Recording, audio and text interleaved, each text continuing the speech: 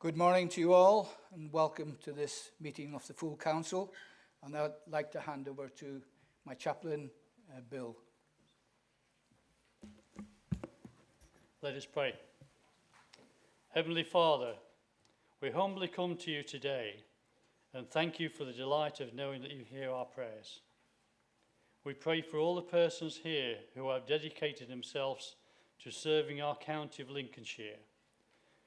We thank you for the gifts and abilities you've given each one, and we ask that you will fill them with your wisdom and guide them with your presence as they seek to honour you in their service, following the example of your Son Jesus, who came not to be served, but to serve.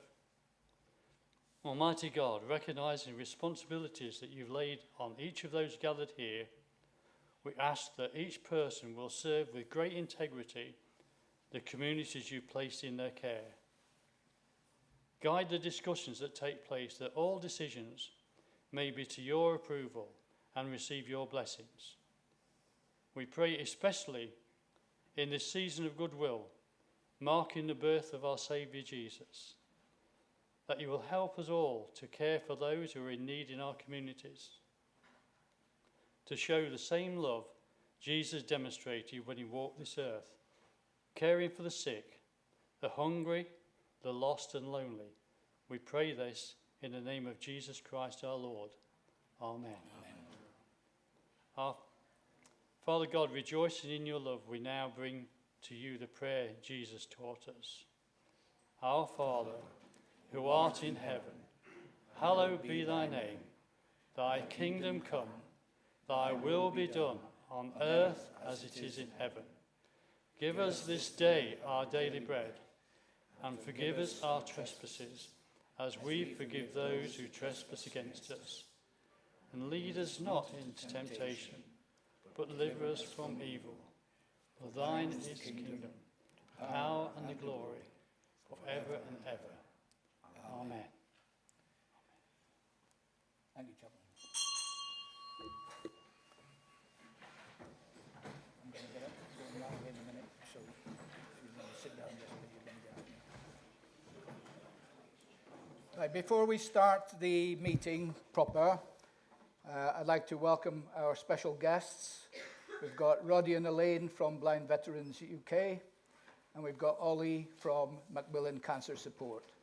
And before we start the meeting, we're going to do a presentation of the cheques that was raised on the golf day. And I thank all those members and officers who helped to contribute to that day. I'll say more about it in my announcements. So without further ado, I would like to actually ask Roddy and Ollie to accompany me to the front. I believe there's a photographer somewhere. There he is.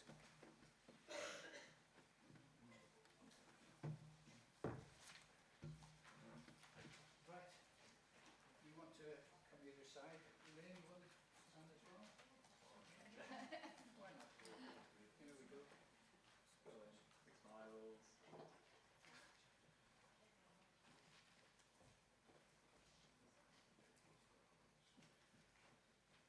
Did you have a physical check still, or is that, The checks. We need the checks. Yeah, that's it. There we go.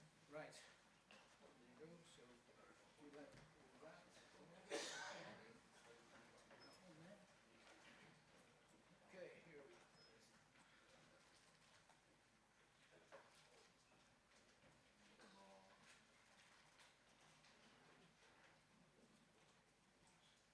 Super. Cheers.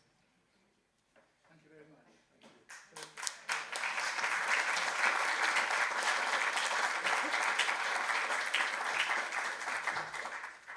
Rachel's already presented the small checks to you, because I think the bank won't take these ones.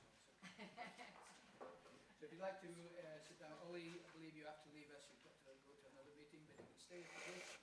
And Roddy and Elaine, please see. Thank you very much. I hope I don't bore you too much through this meeting. Thank you. Thank you very much. Mr. Chairman, can I just thank you and all the members of the council and everybody who's involved for this generous gift. That's very kind of you. Thank you very much. It's been a delight, and a lot of people here contributed to that.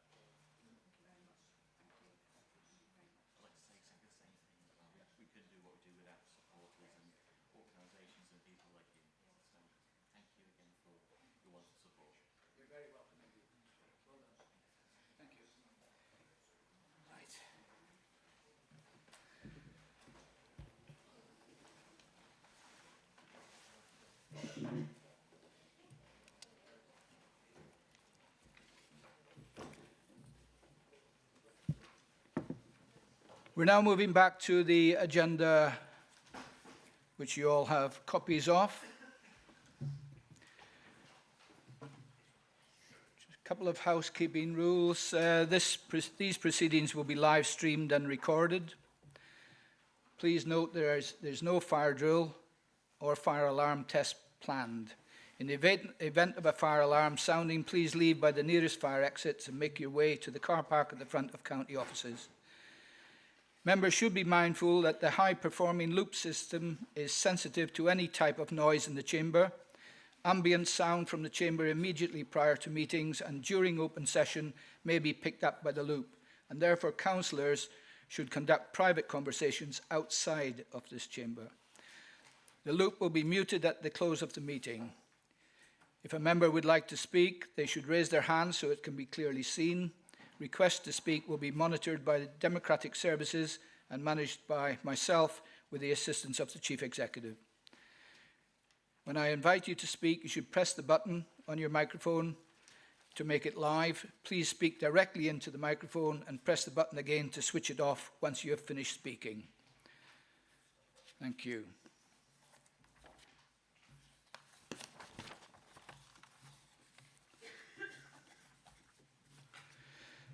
First of all, apologies for absence, Chief Executive.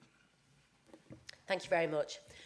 We've received apologies from Councillor Brockway, Councillor Carter, Councillor Cook, Councillor Coupland, Councillor Dyer, Councillor Hassan, Councillor Morn, Councillor Nutman, Councillor Pepper, Councillor Rawlins, Councillor Rowe, Councillor Stokes, Councillor Taylor, Councillor Tyrrell, Councillor Vernon, Councillor Wright and Councillor Sneath. Thank you.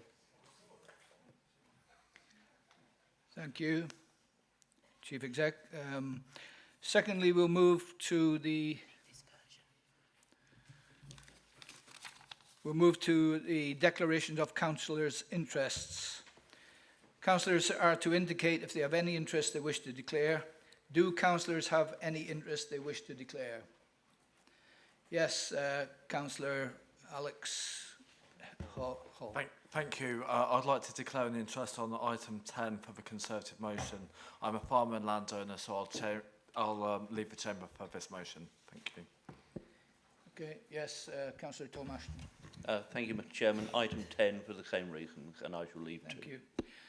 Councillor Marion Overton. Thank you. The same reason, family interests. Thank you. Thank you. Councillor Gibson. Thank you, Chairman. Although my father's hell-bent on spending my inheritance on holidays, I will leave for that motion.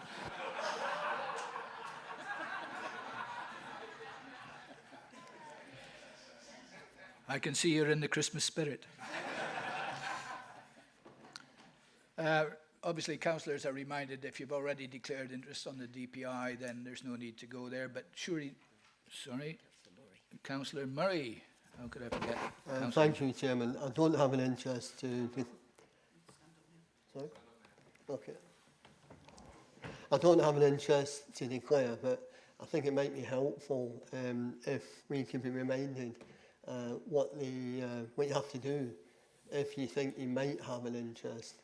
And I think Democratic Services or the legal officer could remind members. Okay. Will. Thank you, Mr. Chairman. Firstly, I'll deal with the test for disclosable pecuniary interests. And the test for whether a disclosable pecuniary interest is engaged is whether the item on discussion directly relates to a member's or their spouse or partner's registered interest, rather than simply affecting that interest. As a Conservative group motion is widely drafted, and so far as I'm aware does not directly relate to any individual councillor's registered interests, then I do not think disclosable pecuniary interests are engaged. However, councillors will also need to be mindful of the other provisions of the Council's Code of Conduct, which in accordance with the Nolan Principles places a duty on councillors to declare any private interests, aside from disclosable pecuniary interests, relating to their public duties, and to take steps to resolve any conflicts arising in a way that protects the public interest. Therefore, in addition to complying with the law relating to disclosable pecuniary interests, councillors are required to resolve conflicts in a way that protects the public interest, which may on occasion require them to disclose interests other than disclosable interests and to take no part in debates or votes which engage those interests. So whilst in my view, the motion does not give rise to a declaration of disclosable pecuniary interests, councillors will need to consider, based on their own circumstances, whether they have any private interests which they consider present a conflict and which they need to declare, and in so doing, what action they wish to take in light of such declaration that protects the public interest. This may range from making a personal declaration, but nonetheless continuing to participate and vote on the motion, or removing themselves from the chamber, thereby taking no part in the debate. I hope that this assists council. Thank you, Monitoring Officer. Councillor Karen Lee wished to speak. Yes, Chair, the same point of order as Councillor Murray. Just to say that it's not simply about your occupation, it's actually about if people will benefit. And I'm referring to item 10 from the changes in the budget then. They have an other interest. That's what I've been advised. Thank you.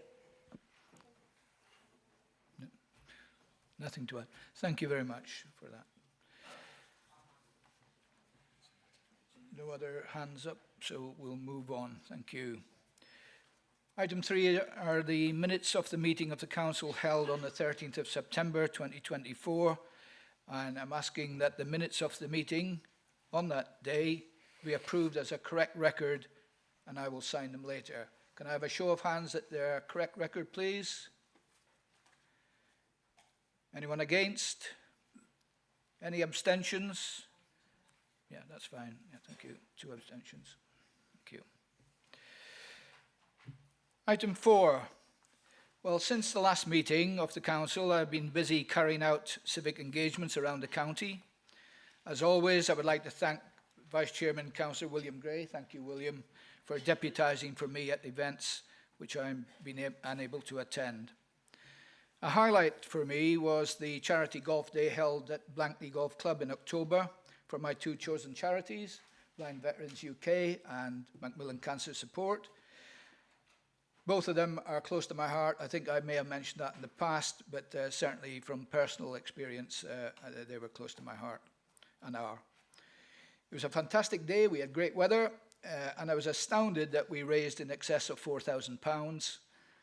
I am pleased that you were all present to see the presentation of the cheques today to 2 fantastic charities, and I would like to thank Roddy and Ollie from the charities for attending today, and all the councillors and officers in this room who supported the golf day. Too many to mention, but of course in county news I have mentioned a few who have supported it. I couldn't mention everybody, but certainly it was a good day.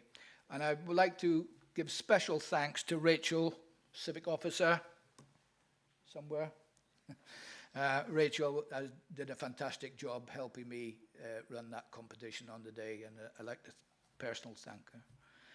I was honoured to attend several events in Lincoln to mark Remembrance Weekend, one being the service held in the cathedral, an extremely moving occasion, which was attended by hundreds of people. It was a privilege to lay a poppy wreath on behalf of the County Council at both the cathedral on the Sunday and at the city cenotaph the previous day. I had noted, and I spoke to Rachel about this before Remembrance Day, because we normally have it in the at the cenotaph on the Saturday prior to Remembrance Sunday, that in the past years I hadn't seen chairman of the county laying a wreath.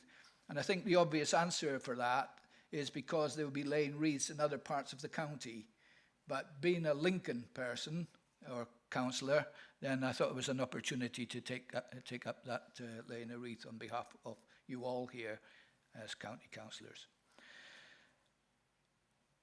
I'd like to take this opportunity to wish you all a Merry Christmas and a Happy New Year. Happy Hogmanay. Just be careful, you know. A wee drop of water in the whiskey, you're all right. And best wishes for 2025. A full list of the most recent civic duties I've carried out is available from the Civic Office on request. Thank you very much. Moving on to item 5, statements and announcements by the Leader and members of the Executive. I'd like to invite Councillor Martin Hill, OBE, but he's changed his mind, so we'll invite Councillor Colin Davey instead to speak on behalf of the statements and announcements. Thank you. Thank you, Chairman. Just an announcement in relation to the National Planning Policy Framework that was announced by the Government yesterday. Members will be aware that these are far-reaching changes, and we will obviously want to comment further once we've studied the detail of this. However, I'm very clear that the ambitious targets that Government are laying down for house building are probably way too ambitious in terms of delivery. A point we made to them in our representations on this document before it was published. I also have some very grave concerns about the national scheme of delegation that will probably remove from planning committees across our county the right to make strong comments on behalf of their communities. I am very, very clear that planning is a system that needs to hear the local voice. It needs to be decided at the local level wherever possible by properly constituted committees, and we should support that process going forward. So anything that removes the local voice from the system is not a positive in my view. Obviously, we are very aware here in Lincolnshire of the huge number of national infrastructure projects. We have been told that we are blockers, we are NIMBYs, we are all these things for raising the concerns of our communities. That is not my view. Our role as a council and as councillors is to make clear what the local view is to government, and government should listen to us, something they've not been very good at to date. All I will say is that some of the targets laid down by colleagues at East Lindsey, 150% increase in housing target, in a place which is challenged by flood risk along the whole coastline, is simply unrealistic. No proper support to develop the plans. They talk about new money to give to the planning authorities to develop these new plans. But where are the builders that are going to build these houses? Where are the investors that are going to actually deliver the change we need? And we do need more housing, particularly for our young kids and for businesses so they can grow and expand. But it's not going to be delivered by this top-down approach. It will be delivered by a bottom-up approach. Local councils working with local communities and businesses and investors to deliver the housing we need in our localities.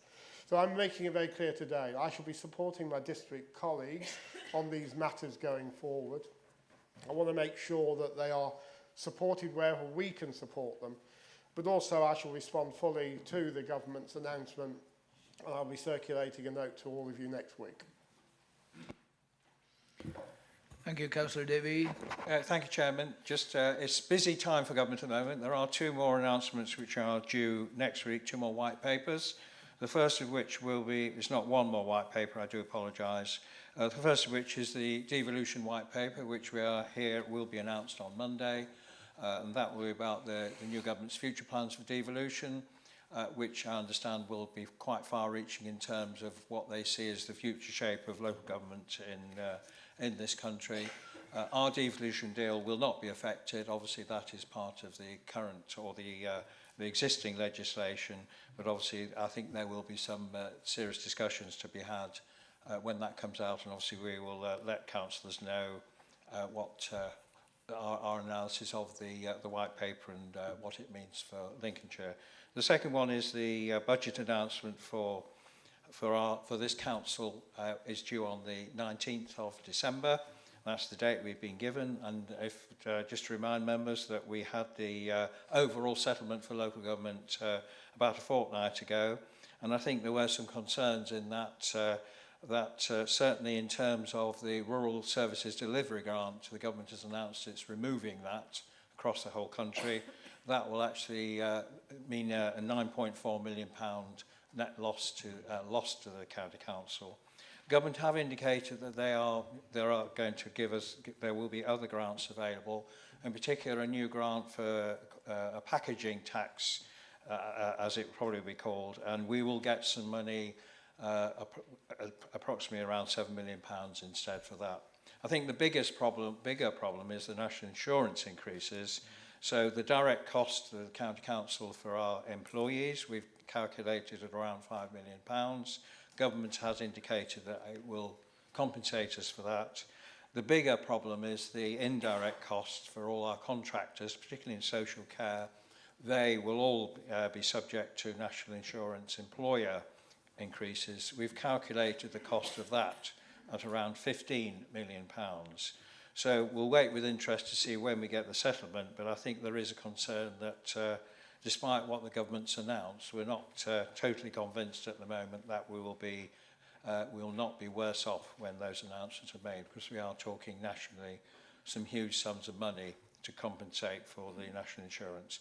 The government has been asked about the indirect costs of national insurance, and I have to say we haven't really had a clear answer yet on that. So there is a concern that we may get, as always with all budgets, we may gain some, but very concerned that we will be losing more. And there is a lot of talk now about deprivation from government ministers, which is code for removing money from rural areas and giving it to urban areas. But we'll wait and see, and which is important why we continue with our fair funding campaign. Thank you, Chairman. Thank you, Leader. Any executive members wish to comment? Okay, thank you for that. Moving on. Questions to the Chairman, the Leader, the Executive Councillors, Chairman of Committees and Subcommittees. I'm anxious to allow a good spread of questions across the Chamber within the time allocated. I intend to allow 45 minutes for questions in total. I'm expecting councillors to be disciplined because of the time available. When invited to ask their question, councillors should press the button on their microphone to make it live and press it again once they've finished speaking. So the first question is from Councillor P. Martin to Councillor Richard Boothroyd.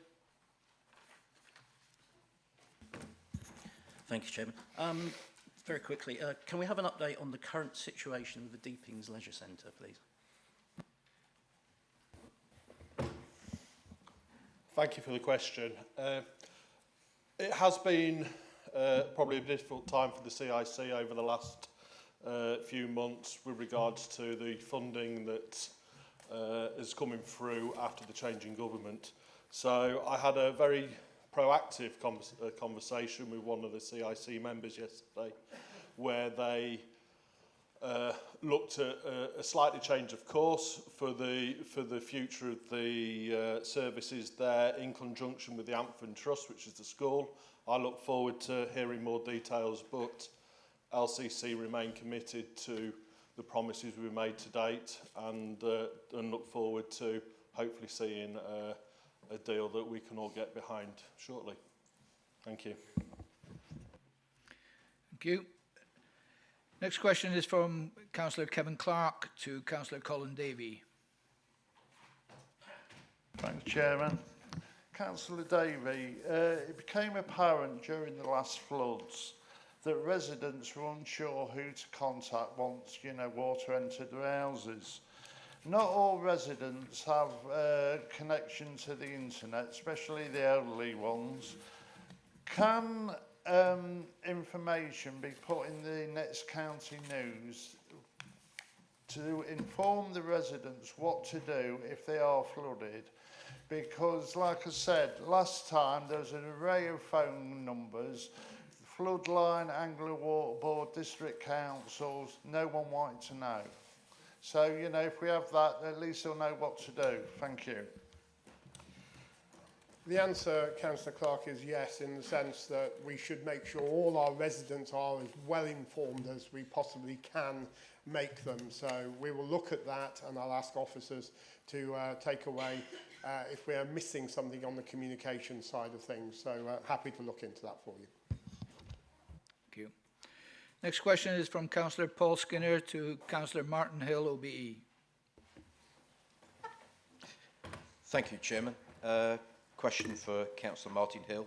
Could you please update the Council on the progress of our campaign against the proposed pylons? This is I see and others see as an attack on the coastal communities, businesses and of course our farmers. With the constant of offshore projects and at least 14 possible solar and wind projects en route, this will make a big difference to the life in the county. Thank you. Thank you for the question, Councillor Skinner. As you are well aware, in Lincolnshire we have a proposal from National Grid to put a lot of 240 pylons across the whole length of the county, all 140 metres high. And it's not just in Lincolnshire, there's also a very similar project all the way from the Wash down to Essex. So we have been working with Essex, Norfolk and Suffolk councils to come up with a common plan to actually oppose these proposals.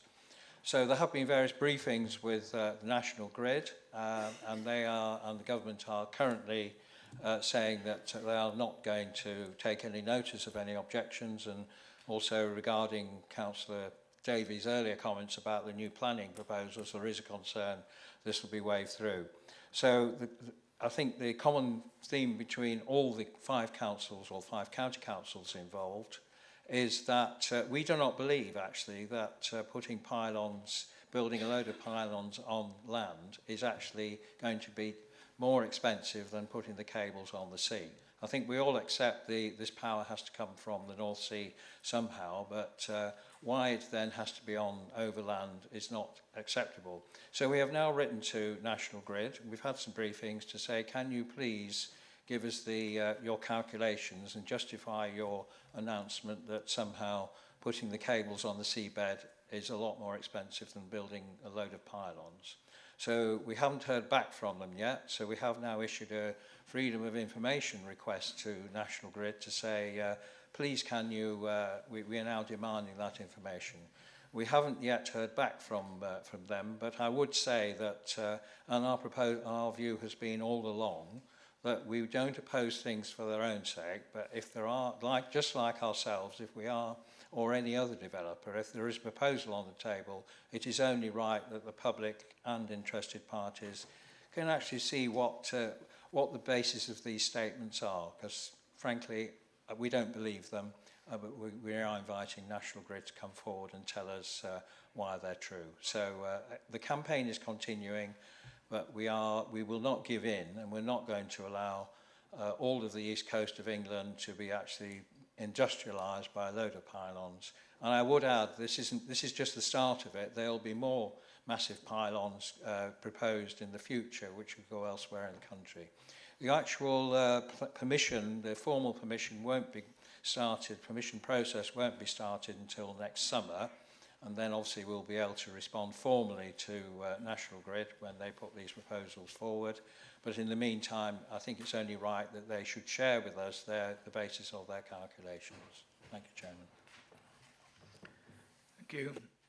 Next question is from Councillor Karen Lee to Councillor Richard Davies. Thank you, Chair.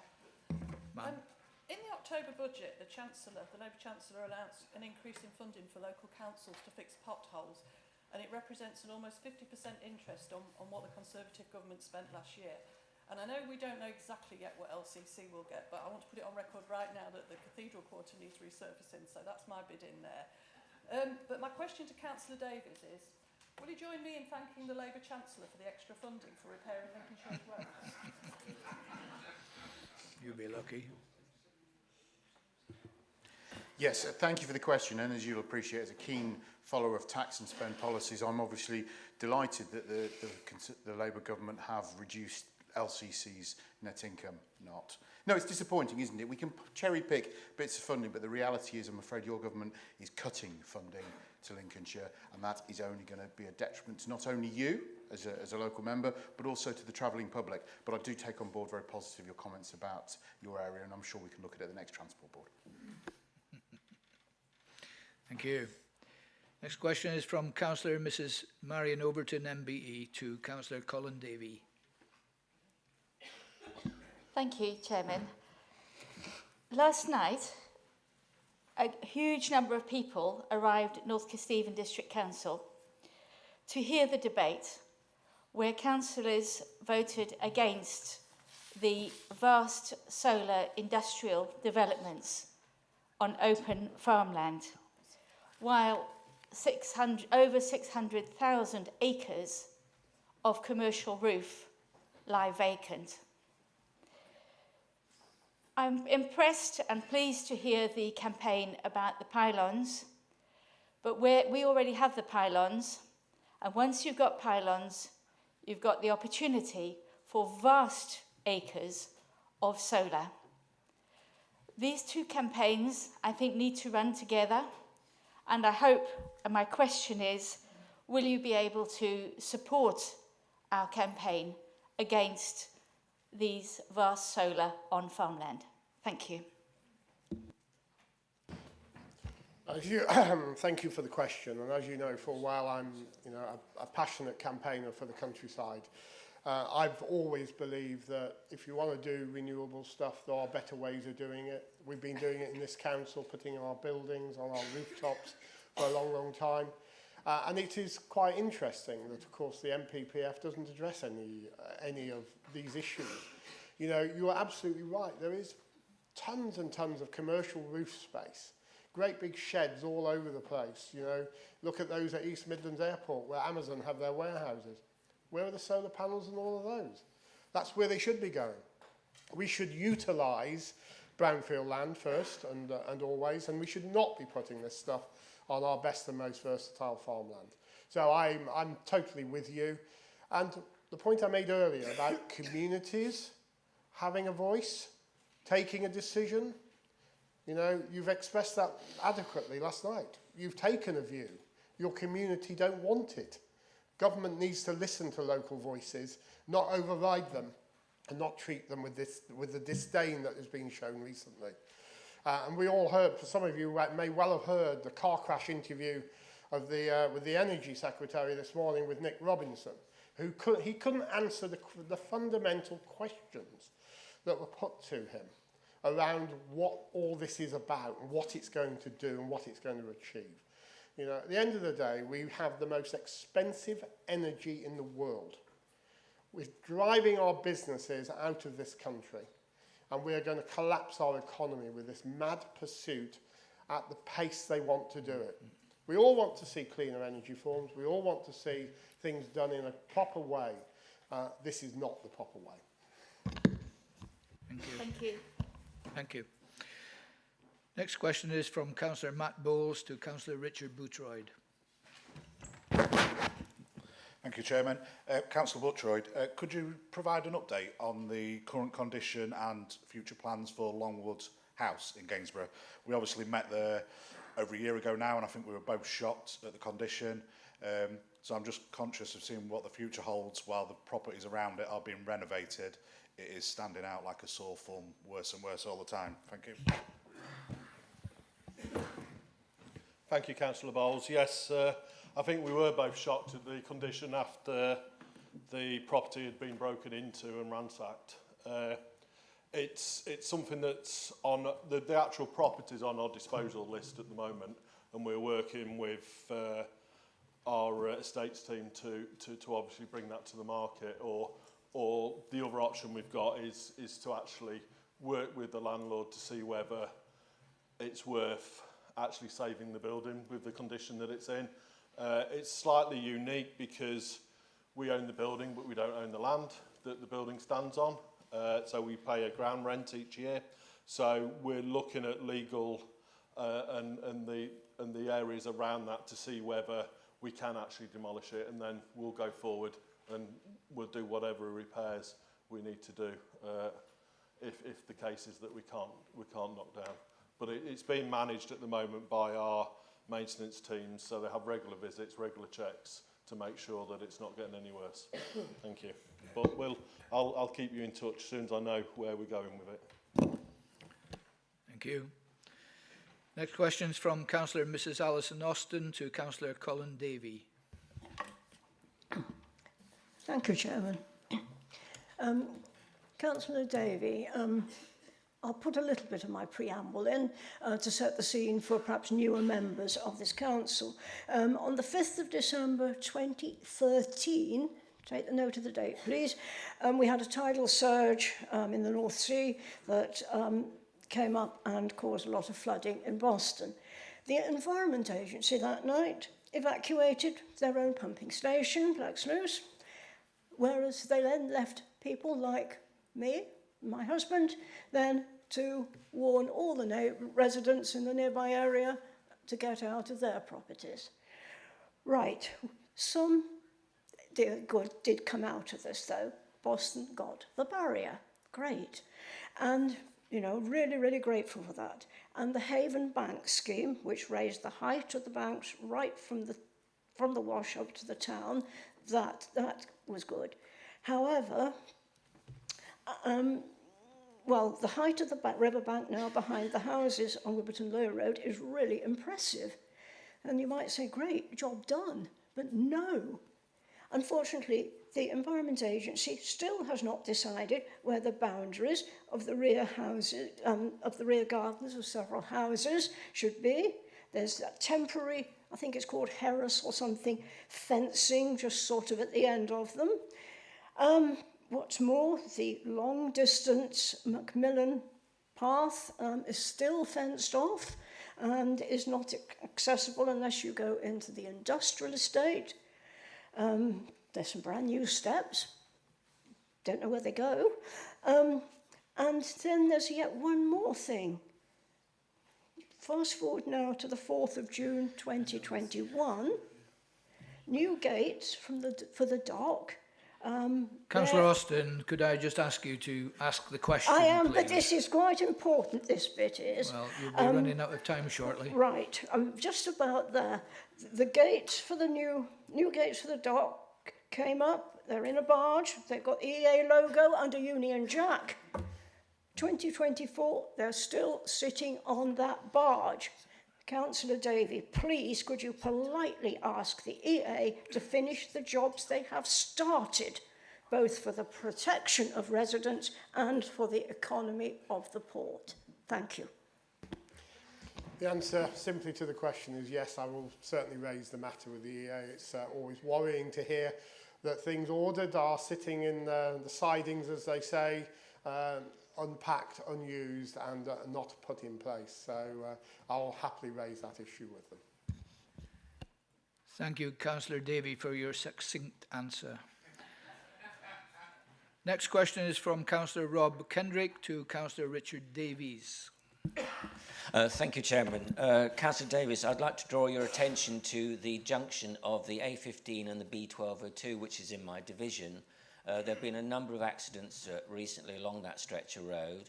I am aware that there has been some investigation going on into possible improvements in terms of safety, but I'd be very grateful if you could give it your attention and see if something could be expedited. Thank you. Yeah, thank you for the question. Colleagues will know it's a very dangerous junction. We've done quite extensive work around there in recent years, Mr. Chairman. We've resurfaced the route back across the Boothby Graffoe and the junction itself. We've also got average speed cameras along the A15. But I have to say, the evidence and the, dare I say, bits of car and actually cars in ditches and things that continue to blight the area indicates it's still a real problem location. We are doing a feasibility study and I can assure my councillor colleague that we'll do that as quickly as possible and try and get to a point where we can make it safer because the evidence is clear it's still quite a dangerous spot. Thank you. Next question is from Councillor Richard Cleaver to Councillor Mrs. Sue Woolley. Thank you, Chairman. Councillor Woolley, yesterday the BBC Local News ran a story in which it was stated that East Midlands ambulance service crews spent 22,000 hours waiting outside A&E departments last month. Ambulance turn up outside hospitals, but there's nowhere for patients to go because emergency departments are already full. I was quite shocked to see this because we'd been assured that the NHS and EMAS have a winter resilience programme in place. So please could you, as Executive Member for NHS Liaison and Chair of the Lincolnshire Health and Wellbeing Board, please could you urgently make contact with EMAS and NHS Lincolnshire to seek assurances that measures are being taken to ameliorate the situation as we approach Christmas and the New Year. Thank you. Thank you for your question, Councillor Cleaver, and I too am shocked. It's not acceptable all round. It just creates bottlenecks all over the place, and the ambulances, if they're sitting outside A&E, can't be going and dealing with another person. And I really do think that whilst there are various reasons that are given, it's easy to say something must be done, but quite frankly, something must be done, because either we've got people waiting in those ambulances that don't need to be there in the first place, or we have a demand and it's just not enough supply at the other end, taking them away from taking those patients into the facilities. So I'm more than happy to discuss that with both our ICB colleagues and within the NHS. And could I also ask you, because I do believe you are a member of Health Scrutiny, please have a word with the chairman and make sure that that gets put on the agenda so that we can chivvy them along, certainly in Lincolnshire anyway. Thank you. Thank you. Before I move on to the next question, I'd just like to let you know that, of course, the sheets that you have in front regarding the numbers, the questions, I've got to try and intersperse the executive members so they're not running one after another, so I won't miss anybody. It's like the old Morecambe and Wise. I've got all the numbers, but they're not necessarily in the right order. Okay. So, Councillor Steve Bunny to Councillor Colin Davey. Thank you, Chair. As you know, Colin, the Section 19 reports for the Storm Babette and Hank are now finished and being distributed to members at least. I don't know how many members of the households have got them yet. But it's good news. It's taken some time, but they're here. And for the first time, I've seen in one place, they're providing information on why the flooding could have taken place in particular areas. And also some suggestions for taking it forward. However, my question is what next? Some local information seems to have been missed out or hasn't been collected, so I hope there'll be an opportunity for that to be included in the reports. I'm thinking of a particular situation we have in Market Raisin, but I'm sure elsewhere, where there are a number of drop curbs which are no longer used because of change of use of the buildings. So when the flooding water comes and the vehicles go down, the curb, which might hold some of the wave back, isn't, and so it rushes into the house. That's the sort of thing which could make a lot of difference. Secondly, I would like assurance that the council will be promoting every opportunity that they can to ensure that the recommendations are enacted by the appropriate bodies. Thank you. Thank you, Councillor Bunny, for the question. Yes, you're absolutely right. The Section 19 reports are going out to members now across the authority, and they are detailed and they do, I think, with clarity, sort of outline what happened in those localities, as you rightly have said. Obviously, there are issues such as gully cleansing. These are the quick wins. Councillor Davies's team is already doing a fantastic job of getting around the county and sorting those issues out. Some of the challenges are with partners, as you know, whether it's Anglian Water, Environment Agency, etc. So those are probably some of the bigger issues, but we are a strategic partnership and we will try and use our influence to make sure our partners deliver on the things that they're responsible for.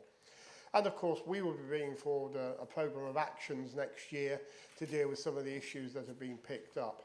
And I know Market Raisin is one of those areas that needs some intervention, in my view.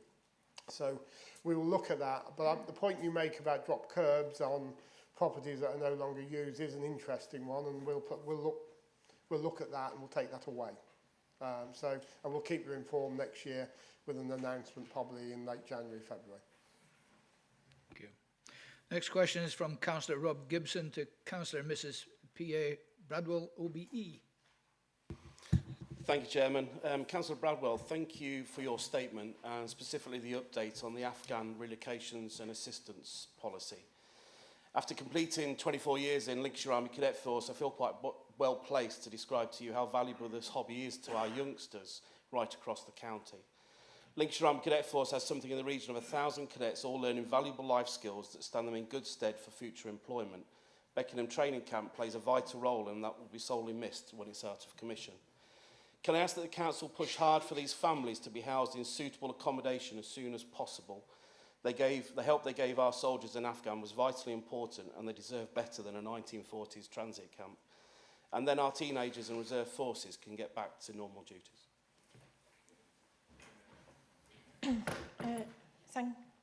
Thank you for your question.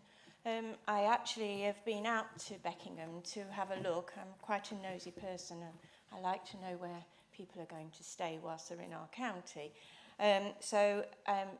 As I say, I have a good understanding of the accommodation and that these families will have to stay in for hopefully a short period of time.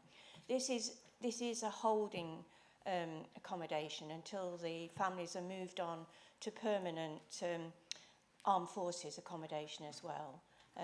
The day I went there, they went through a number of places where they're going, and I knew a couple of them because my son-in-law was in the army many years ago, and I visited a number whilst they were moving around the country. What I would say is that these families are expected to move on. They, as I say, they spoke about where they will be going to, but we will be expecting more of these families. These are the guys who helped our soldiers whilst they were out there. They helped to save lives, and they actually never got out. When we were flying these people back to this country, there was a number who didn't get out because the airport became too dangerous to get more people out, and they got themselves to Pakistan, and they've been in Pakistan ever since. So, you know, our government feel that it is our duty to bring them here. This is what we promised them. And so Beckenham will be used for quite a while, but I need to talk to you because I don't know if we could find somewhere else for them to go temporarily. You know, there might be somewhere that we can get them to go to another camp. But I think, to be honest with you, this is going to be used for some time yet. But I will keep you involved so you know what's happening there, and if we hear that it's going to become available in, say, 6 months' time, I'll let you know. Okay. Thank you. Next question is from Councillor Neil Murray to Councillor Richard Davies. Thank you, Chairman, and wish you a Merry Christmas to you and your family and a happy holiday. Thank you very much. Back in April, I asked a question about a reappraisal of the community travel zone in the West End area of Lincoln, which the County Council implemented more than 20 years ago. Councillor Davis agreed with me that a reappraisal should take place. Unfortunately, the problems with rat running, speeding and the parking issues have not gone away. Can Councillor Davis reassure residents in that part of Lincoln that a reappraisal of the community travel zone will happen in the new year? Thank you for the question. I can't guarantee it'll happen in the new year, but I can guarantee it'll happen next year. Thank you. Next question is from Councillor Colin Matthews to Councillor Richard Boothroyd. Thank you, Chair. My question concerns Alford Five-Sail Windmill, but I'll give you a bit of context like Councillor Austin. East Lindsey District Council gained funding from the recent Conservative government for 3 significant cultural and community projects. They were Spilsby Theatre, Alford Manor House and Alford Five-Sail Windmill. Since then, cost of living increases and inflation have meant that the grant funds were not sufficient to cover the costs of the works as budgeted. And additionally, East Lindsey District Council, to bring capacity to the job, employed consultants and have spent a further £500,000 or thereabouts, slightly less, on consultancy. They now find themselves in a position where they don't have the funding to finish all of those levelling up funds.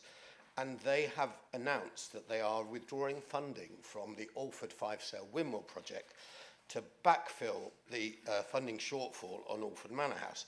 Now, clearly, Alford are going to gain in that the Manor House will be sorted out, but they're going to lose in that the iconic Five-Sail Windmill is not going to be sorted out. But there's some obfuscation here. To justify their actions, East Lincolnshire District Council are suggesting that LCC have backtracked on our commitment to fund the repairs to the windmill itself. The repairs to the windmill itself are completely separate from the levelling up funding improvements to the windmill site of a visitor centre, of a cafe and of an information block. I wonder, Councillor Boutroyd, if you'd be kind enough to explain our position on this, please.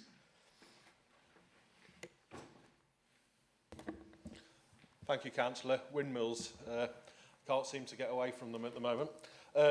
Just as a bit of context, LCC have 4 windmills that they look after, and across them 4 windmills, there's approaching £4 million of repairs that are required. So, although we're talking about specific windmills at the moment, you know, for my job, I have to look at all of them and how much that's going to do, and the relevant works we have to do on each one. It is disappointed that Alford Town Council and East Lindsey District Council have decided to withdraw that funding for the windmill works themselves. We are still committed for the 460,000 that the executive agreed to put into that, and we've had positive talks in the last few days with the Alford Trust, Windmill Trust, that are still very keen to see the project go forward. So it's early days yet. We've got to work out how we can do that. We're trying to value engineer the costs of the repairs for the sales and the cap, because obviously they were coming in circa sort of 900 to £1 million. We hope we can get them down, but it's early days yet, so we're working through that. But yes, it is disappointing that others choose to pull out and make it more difficult for LCC and others to realise the heritage of Alford Windmill. Thank you. Just one other point. I know there's other interested people in here about windmills, and Heckington Windmill, we continue to work on driving down the cost for the repairs there for the sales, and we're looking through and working with millwrights to see whether we can drive down and only do essential works and have phase works. So we are looking to get across all of these, but it does take time, and there are only a limited number of millwrights in the country that can actually undertake this work with English heritage. So our hands are tied slightly on timescales and costs to a point of view. So thank you. Thank you. Next question is from Councillor Mrs. Debbie Armiger to Councillor Mrs. Tricia Bradwell, OBE.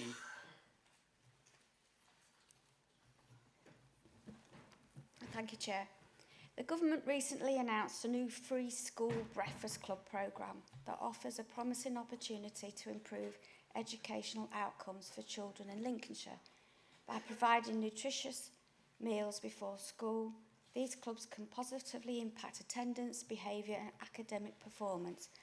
While the full details of the programme's rollout in Lincolnshire are still emerging, it is anticipated that several schools in the county may be selected to participate in the early adopter phase. My question is, could you tell me how many schools within Lincolnshire have expressed an interest or submitted applications to participate in the government's free school breakfast programme? And can you confirm the number of schools that have been approved as early adopters for this initiative? Thank you. Thank you for your question. If it will be up to schools to take this opportunity up, actually all our schools for many years now make the decisions on running them. The governors are there as well. So it will be up to schools to take a breakfast club on board. Lots of schools do have breakfast clubs. It is a new initiative, obviously, very similar to what we already have now. So, I can bring further information to you, but, we, as I say, it's not something that schools would report into us, but as we go round visiting schools, we will obviously be able to then gather some information. Okay. Thank you. Next question is from Councillor Ashley Baxter to Councillor Richard Davies. Thank you, Chair, and thank you, Councillor Davies, for visiting the Deepings recently to walk around with myself and Councillor Dilks and look at some of the roads and pavements, especially some of the shocking slurry seal applications in the town and the village. I shared my concern with you at the time about a stretch of Hull Fleet which is uncomfortable to drive over, makes a dreadful noise for the residents at night and is shocking to look at. But in the 3 years that I've been here, has never quite made the threshold in the view of the senior highways officers. You said that you would have a look at the situation to see whether or not it's in the right order. So going back to Morecambe and Wise, I think that I know that all the roads in Lincolnshire have got priority for repairs, but not necessarily in the right order. Successive highways authorities have told me that there is a case for a suitable treatment. Have you been able to make any progress? Thank you. Yeah, thank you. It's a good question, and I did welcome the opportunity to come down to the Deepings with you, to meet yourself and look at some issues, some of which I'm pleased to say we've picked up on, in particular the corner and the development meeting issue around the football club. So we've made some progress. You're right, everybody in this chamber, I suspect, thinks they could do my job better than me. They're probably right. But also has a different set of priorities as to what roads should be done most importantly. So I think we always have to balance that and we have to take an assessment. And I do rely on the team to take that overall county approach. We've looked at the road, we've studied it, and they're absolutely right. It is in a poor state, it needs being attending. I don't think there's a case to make for accelerating it. It is in the programme, I believe, in the next financial year, but I will check and confirm for you. But I don't think at this stage we can make a case, unfortunately, to accelerate it. Thank you. Next question is from Councillor Phil Dilks to Councillor Martin Hill, OBE.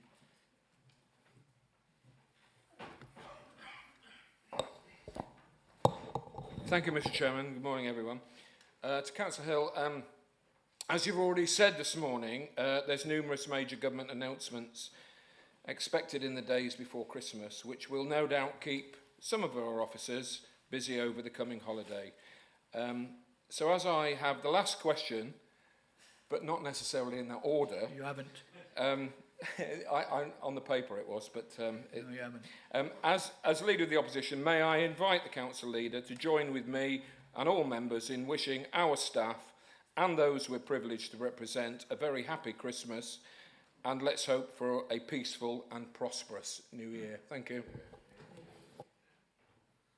I'm totally confused about the order now, Chairman. But, your Scottishness has got I have that effect, me, I'm Leader. afraid. I have that effect. So, but thank you very much for the question, Councillor Dilson. I think it's a very apt for our meeting just before Christmas, and I think you are right to point out that we have many staff, both employed directly and indirectly, who, as we speak today, are out there delivering services on our behalf. And as we know, when things go wrong, when there's flooding, when there's something untoward, we expect them 24 hours a day, 7 days a week to be out there making sure that on our behalf as councillors, they look after the residents. So, yes, I fully endorse your comments, and we do actually wish, but I will formally wish all of our staff and actually all of our partners as well who work with us a very good Christmas, a prosperous New Year. We do disagree about many things, but I think nearly all of us, what we want to do is make sure that we represent our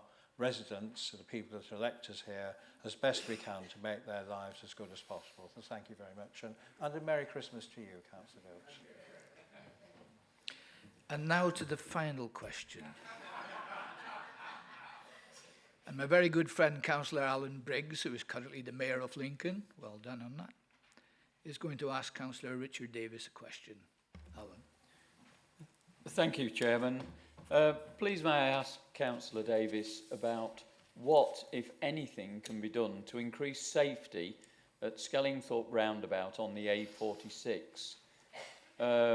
We have lorries overturning, numerous accidents, many scary experiences. Recently I had one myself. A lorry was approaching the roundabout much too fast and missed me by inches. Recently we had National Highways come to a meeting with parishioners and the public, and he left with numerous negative responses, and we achieved absolutely nothing. Thank you. Thank you for the question, and I share your frustration, Councillor Briggs, and I know I've met with the chairman on site and looked at this roundabout, frankly, if I may say so, on too many times. It's no detriment to yourself, Mr. Chairman. But it represents a broader problem we have, and I have a lot of sympathy for Councillor Davey with his battles with the Environment Agency. I'm afraid National Highways and, to a certain extent, the National Rail companies are equally frustrating to deal with, seeing as they seem uncommitted at best to dealing with some of these localised issues. I met 3 or 4 weeks ago with the chairman, the incoming chairman, so to speak, of National Highways, who was very friendly, genial, kind of constructive conversations to be had. But here we are some weeks afterwards and there's been no follow-up. Because, of course, it's not just the A46, and I completely agree with you. The Skellingthorpe roundabout is extremely dangerous. Again, a bit like the Metheringham Crossroads, the bits of car on the side are pretty evident to that, and some of the behaviours. I think we're fortunate there hasn't been anything worse. And particularly when you start talking up kind of the cycleway and the pedestrian access across that it would be a great opportunity if something was done. We've also got the A1 in the county. You know, the stretch that joins my patch, to speak personally for a second, and others, including Councillor Cleaver and others, Councillor Vernon, Councillor Whittington, for example. It's a really dangerous stretch of road, but trying to get any kind of constructive communication with National Highways are responsible is incredibly frustrating, Mr. Chairman. And I recognise that people probably say, you know, from parish councils and town councils and district councils say the same about us. But I do think comparatively we are accessible and easy to talk to. The same cannot be said for National Highways, because very often you can't even get numbers and figures out of them. And they move people around with such frequency that it's very often hard to carry on the conversation. But I can assure the Councillor Briggs, we will continue to do this battle, both for the A46 and the A1, and do what we can, and hopefully push whoever's in charge in Whitehall to take a little bit more notice of us here in God's great county. Thank you, Richard. Well, that concludes questions to the executive members. So we'll move on to item 7, notice of vacancy. Do I have a proposer? Councillor Hill. Yes, thank you, Chairman. Unfortunately, Councillor Nicola Clark has had to resign from the council due to ill health. I think she felt she's done a lot of tremendous work in St Giles, but I think she feels that if she's not able to give all her energies or as necessary energies to looking after her division, she felt the best thing that she should resign, which she has done so. So that is the purpose of the paper, and as we're within 6 months of a full county election, that will mean that there will be no by-election, and the post will be the vacancy will be filled at the forthcoming county council election. In the meantime, the usual procedures are that Councillor Tom Dyer will act as the liaison for any constituency issues, and of course members, people who live in that division can also, of course, contact the council directly, and they will get council officers will liaising with Councillor Dyer will make sure that those answers are responded to and those requests are dealt with. Thank you. Thank you. Do I have a seconder? Councillor Tricia. Thank you. Are there any speakers on this issue? Yeah. Councillor Lee. Thank you, Chairman. Just wanted to say from our side, I completely endorse all the questions about all the comments about Councillor Clark. She's a really good councillor and a really nice woman, and we just wish her all the very best, and we completely agree about the by-election. May is fine. Thank you. Hear, hear. Thank you. Any other speakers? Okay, we'll now move to the vote. Those in favour, please show. Those against? Any abstentions? That is carried. Thank you. Moving on, item 8, Members' Allowance Scheme 2025-26. I've got Councillor Key to move. Councillor Key. Thank you, Mr. Chairman. Yes, I'd like to move that the Council considers the Independent Remuneration Panel's recommendations at Appendix A in the report, and that subject to that, the Council approves the scheme of members' allowances for 24-25 as amended in Appendix B to the report as the Council's scheme of members' allowances for 25-26. Thank you, Mr. Chairman. Thank you, Councillor Key. Councillor Cleaver, I believe. I'm happy to second. Thank you. Thank you. Are there any speakers? We'll now move to the vote, please. Those in favour? Those against? Any abstentions? That is carried. Item 9, the appointment of Combined County Authority Returning Officer for the Combined County Authority election of a mayor on the 1st of May 2025. Could I have a proposer, please? Councillor Hill. Thank you, Chairman. Obviously, with the devolution deal, we now will be having an election for a mayor for Greater Lincolnshire on May the 1st next year. So this is a necessary motion which we have to pass to appoint a returning officer. Just briefly explain the reasoning behind this, because normally for elections, including our elections, our chief executive has, I think ever since we've existed, delegated the responsibility of delivering the elections to the district councils. The district councils have the staff and the expertise to actually make the elections work. So that system has worked really well for 40 odd years or whatever. Obviously with the Greater Lincolnshire setup, that will now include also North and North East Lincolnshire, who will also have their own elections, but obviously North East Lincolnshire, again, they have the staff and the ability and the knowledge to be able to deliver elections. So my understanding is that the Chief Executive of North East Lincolnshire will delegate to our district councils the actual delivery of the election, and presumably will delegate to North Lincolnshire and deal with his own election, so we can have a smooth and orderly election. So that is the reason for the motion, Chairman. Thank you. Seconder, please. Councillor Bradwell. Thank you. Any speakers? Yes, Councillor Ashley Baxter. Thank you, Chair. The BBC reports last week, North East Lincolnshire's Council's Chief Executive has announced that he is about to take early retirement after more than 10 years in the role. I wish him a happy retirement. Rob Walsh is due to leave around the time of the election for a mayor of Lincolnshire, which is due to be held in May. Around the time of the election, that's a bad time for a returning officer to be leaving, isn't it? I would prefer after the election, when it's all done up and finished. With respect, Councillor Cleaver, the May is the 1st of May, so it's likely to be maybe the 2nd, who knows? Thank you, please do. Any other speakers? None seen. Councillor Hill. Yes, he will be retiring directly after the mayoral election. That has been undertaken, but is that satisfactory, Councillor? He has given his final job will be to deliver the elections, and then spend more time with his pension and the income from being a monitoring officer, from being a returning officer. But if that is that good enough, for you, but I can assure you that that is the indication. Our chief exec's nodding vigorously, so thank you. I think you're right to point that out. It would be a bit awkward otherwise, wouldn't it? I take it there's no other speakers, so we'll move to the vote. All those in favour, please show. Anyone against? Any abstentions? 1. Thank you. That is carried. Moving on then to item 10, motions on notice submitted in accordance with the Council's constitution. Point of order. Just point of order. Anybody with an interest has to now leave the chamber, do they not? That is entirely up to the people involved.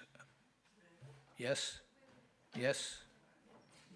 But I noticed that some are.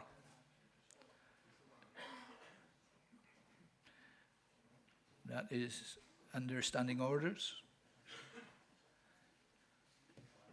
Okay, they have left the chamber. Perhaps somebody would like to get them when the motion is completed.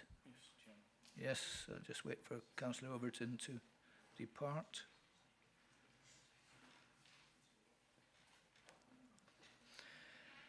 We have received 2 motions. I will begin with the motion submitted by the Conservative Group. Councillor Hill, would you like to move your motion, please? Thank you, Chairman. I think these are quite serious times for rural areas and for Lincolnshire in particular. I'm normally a sort of fairly optimistic sort of a person, and I think normally councils and residents actually manage to deal with whatever's thrown at them and actually get round them and support them. But I think there is a genuine issue now in terms of what's coming out of the new government in terms of the future of rural areas and businesses, etc. So if I can just deal with the business and the farming situation at the moment. Members are obviously well aware that there is a lot of dismay, I think, and distress from the farming community in that the new taxation rules which the government have come up with will actually, I think they are rightly saying, within a generation will probably wipe out all medium-sized family farms, because the combination of the inheritance tax, which then leads to capital gains tax if you have to sell the property, and the other issues in terms of more costs due to employment law, more costs due to environment law, and the other massive issue, the energy costs, which Councillor Davey has already referred to. So I think, and it's not just about farmers either, this affects all family businesses, or any business of a medium size which wishes to pass on the future of the business to another generation. This will become almost impossible in future. I actually attended a rally in Melton Mowbray with farmers on Monday, and it was quite moving to hear some of the stories. We're hearing stories of young people who thought they were going to take over the family business. We were hearing the stories of people, a lady in her 90s who is now panicking because if she dies before April 2026, all will be well. If it's after 2026, then it's 20%. And because most farms operate on a 1% profit margin, wondering it means that they will not be able to carry, their business will not carry on. And then you get sort of stories, awful stories about people thinking about dignitas and things like that. So it was really quite upsetting to watch it. So it's not, this isn't some party political point. This is a real issue about all those businesses. There are many people out there now who own businesses, are employing people and delivering future prosperity for Lincolnshire, who are seriously worried about their future, which is part of the reason for the last part of the recommendation. So we're proposing that we give an extra £10,000 to the Lincolnshire Rural Support Network, which is a marvellous local charity started by the Reverend Alan Robson some years ago, and they do wonderful work supporting not just farmers but farming related business across the country who get in touch, people who are in distress, feeling very lonely, feeling very worried about the future, and of course there have been suicides. In fact, last year there was a suicide of a young lad who was involved with the Rural Safety Partnership. And I think people sometimes forget that if you run a farm or a business, that indeed sometimes the pressure of all the things you've got to do and the worrying about the future sometimes can get you. So we're doubling the amount we give to that wonderful local charity. And at the same time, we're also giving extra money to the Growth Hub, which Councillor Davey will explain in a moment.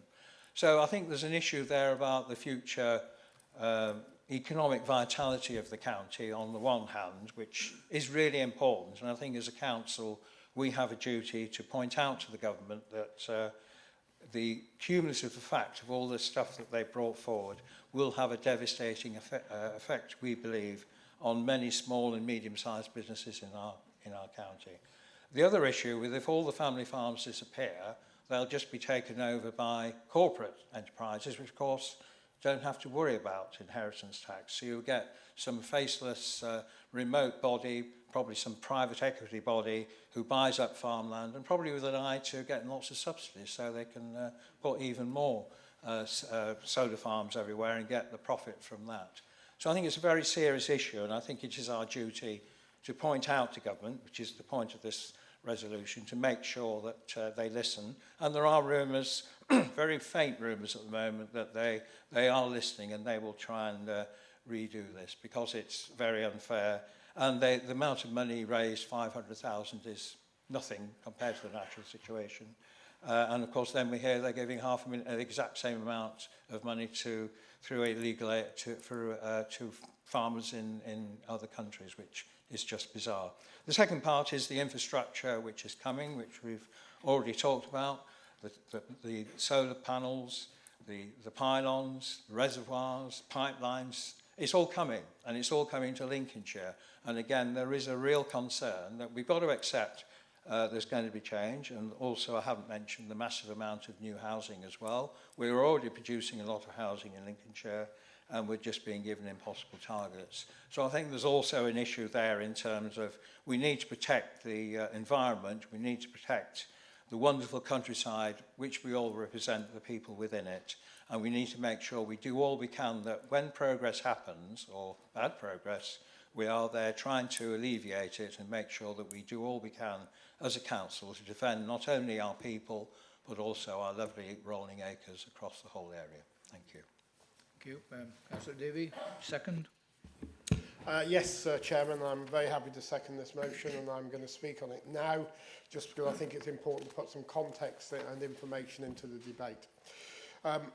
Quite clearly, since the budget, we have been seeing an increasing number of calls to our crisis line within the Business Growth Hub. And these are businesses across the sector. And I just think it's probably useful for me to give some examples. So the Growth Hub advisors are telling me that businesses are struggling to cope. They're struggling to cope with the national insurance, the national minimum wage and inheritance tax and legislation changes that this government have brought in. All of the clients foresee major changes. And as an example, a focus on employing more mature, experienced staff rather than young people and apprentices due to the rise in the minimum wage. And this has led to the devaluing of wage levels of existing staff. Tourism businesses will face an extra cost of £2,500 per employee, which is untenable for those businesses in the current climate. Business restructures resulting in a reduction of staff, bonuses and an increase in prices. Obviously, elderly farmers, as Councillor Hill has said, won't have time to transfer their assets to their offspring. Increase in health and well-being challenges with farmers, which we're addressing with this additional money. There's going to be an increase in outsourcing, services as well as products. And I'm going to give you 3 examples of sectors. A visitor economy business, and these are direct quotes, and I'm giving them to you. Our industry is already grappling with significant challenges, and these adjustments could act as the final blow for many businesses. For the hospitality sector specifically, these changes exacerbate already untenable conditions. Tourism-based businesses are particularly hard hit with those projected additional costs of £2,500 per employee, adding to existing financial pressure. This will leave many owners with no choice but to restructure, cutting bonuses, raising prices, and even considering more closures.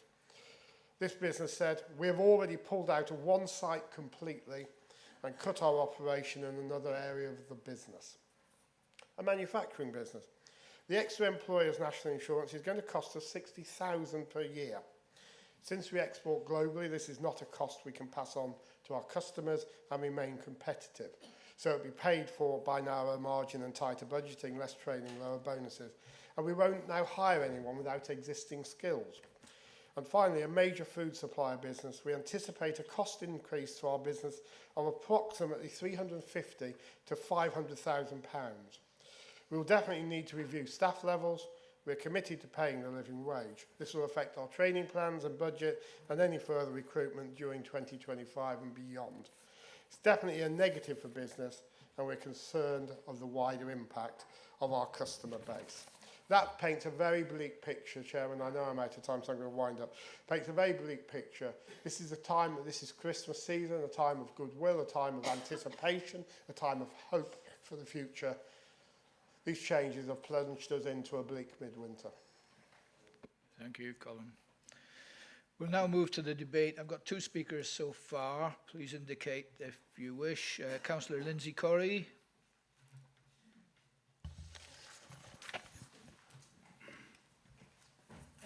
Thank you, Chairman.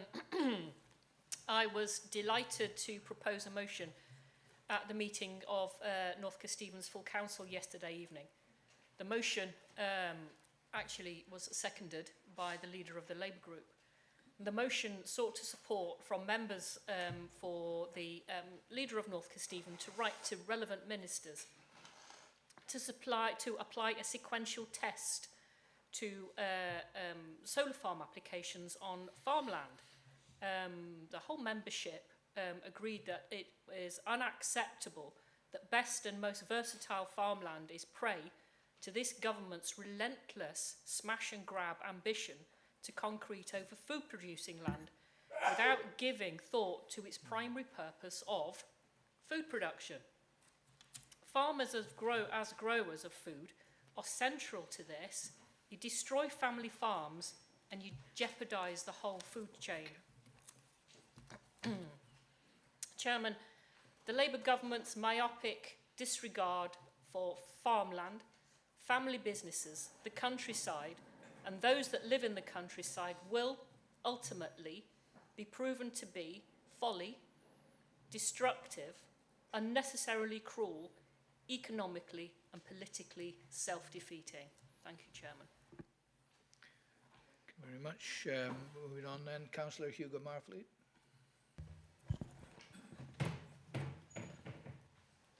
Thank you, Chairman. Well, I suppose it's a bit like Labour at the minute with Keir Starmer. I mean, actually, it just reminds me of Robin Hood, and he is the Sheriff of Nottingham, out there pillaging, raping and taking taxes. If he'd phased... Point of order, that's really not If he had phased in the inheritance tax over a period of time, then that would have been more acceptable for the elder generation Chair, can I to ask adapt. a question, please? I'm sorry, I'm chairing this meeting. Please, Councillor Baxter, please sit down.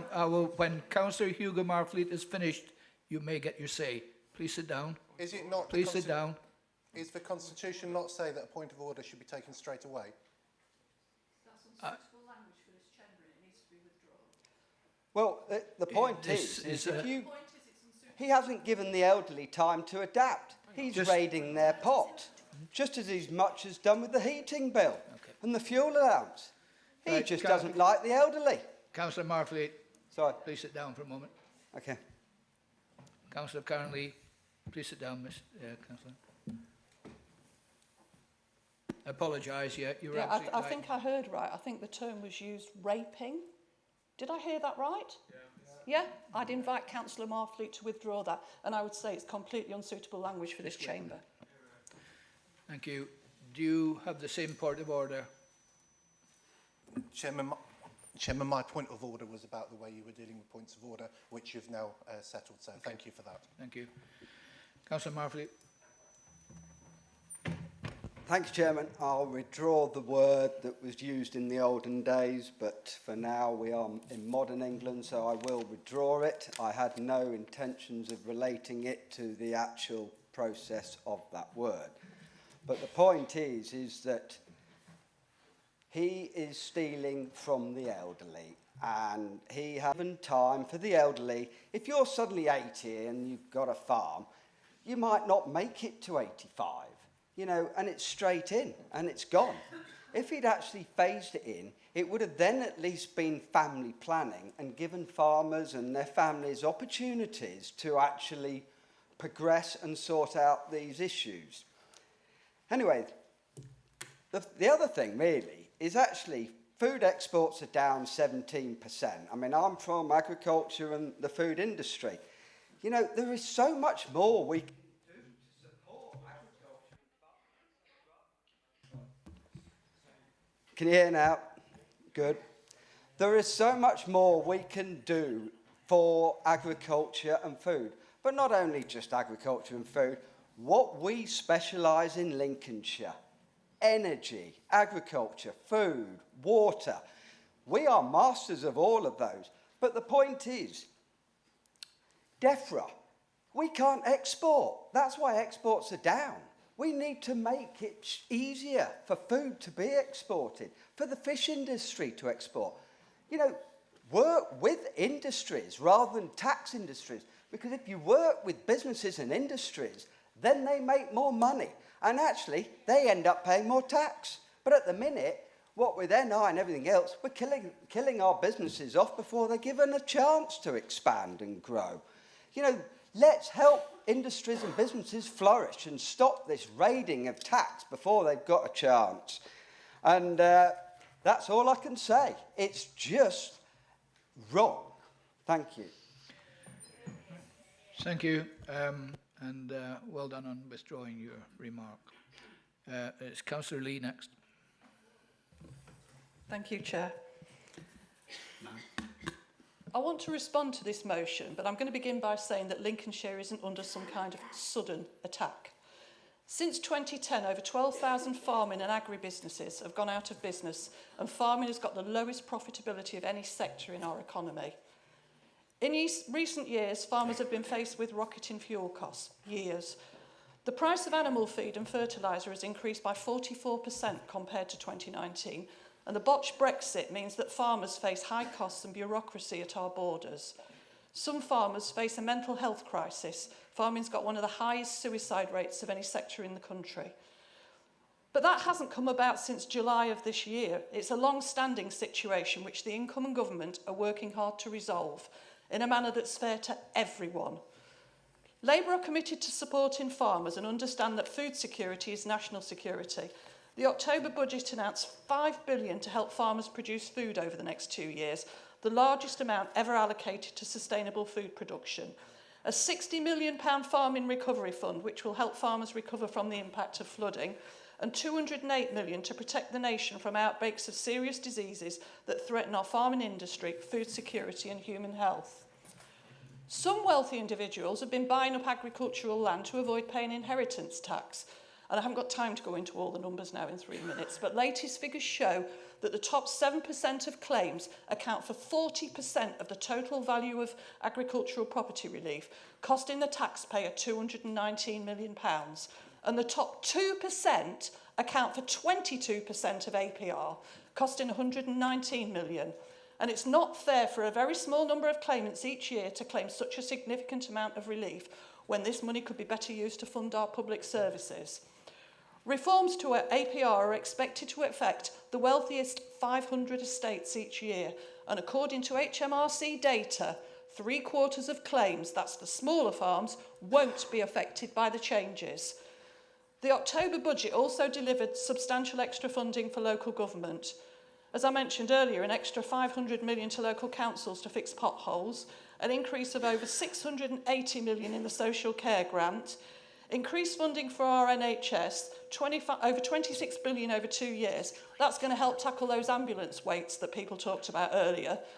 More money for schools, more money for homelessness, and an increase in the national minimum wage, making work pay for people such as in the care sector, where recruitment is challenging, as those of us on adult community wellbeing scrutiny know, and that incentive is really badly needed. So, Mr. Chairman, for all the reasons I've cited, I've actually quoted the real picture, and I won't be supporting this motion. Thank you. Something on the feedback loop.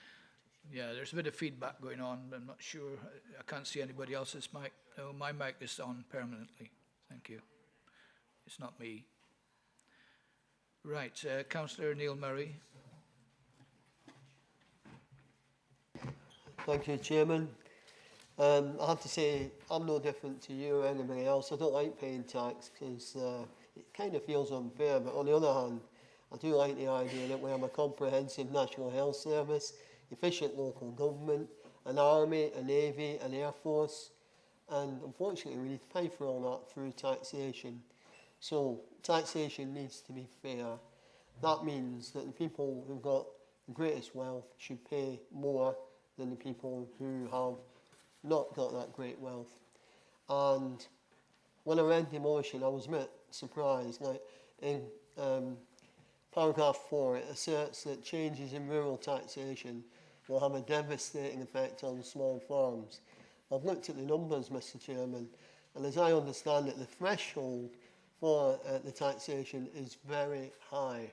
And it's certainly very high for most of us who can't even dream of millions of pounds worth of property.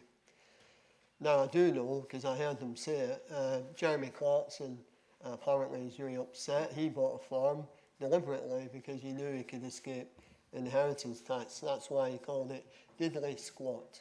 meaning nothing.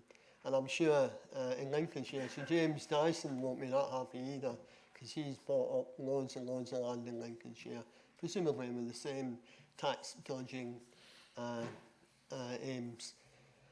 And I question the accuracy of the statement in paragraph 6. It says there's no direct benefits to our residents. That's ridiculous, Mr. Chair. The direct benefits will actually help everybody in Lincolnshire, because clean energy doesn't threaten the environment. We're not going to be burning fossil fuels. We're not going to contribute to global warming. You couldn't get a more direct benefit than that. And it also means, Chairman, this is so important, that in the future we won't be reliant on foreign governments supplying us with energy, like Russia, like Putin. And at the end of paragraph 6, this really annoyed me, the motion is negative about increased level of house building. For God's sake, there's loads and loads of young people in Lincolnshire can't afford rent, can't afford to buy a house. And that's because of the supply of housing, Mr. Chairman. So let's have more houses built. Let's let young people get in a position to rent or buy. Thank you. Councillor Steve Bunny. Thank you, Chair. Whenever we have a new government or change of administration, we get new targets put out, we get statements top down, coming down, it gets confusing. And what I can see at the moment is that we are facing difficult and uncertain times on all sorts of levels. And we do know that many people will find it difficult to change and will suffer or gain in different ways.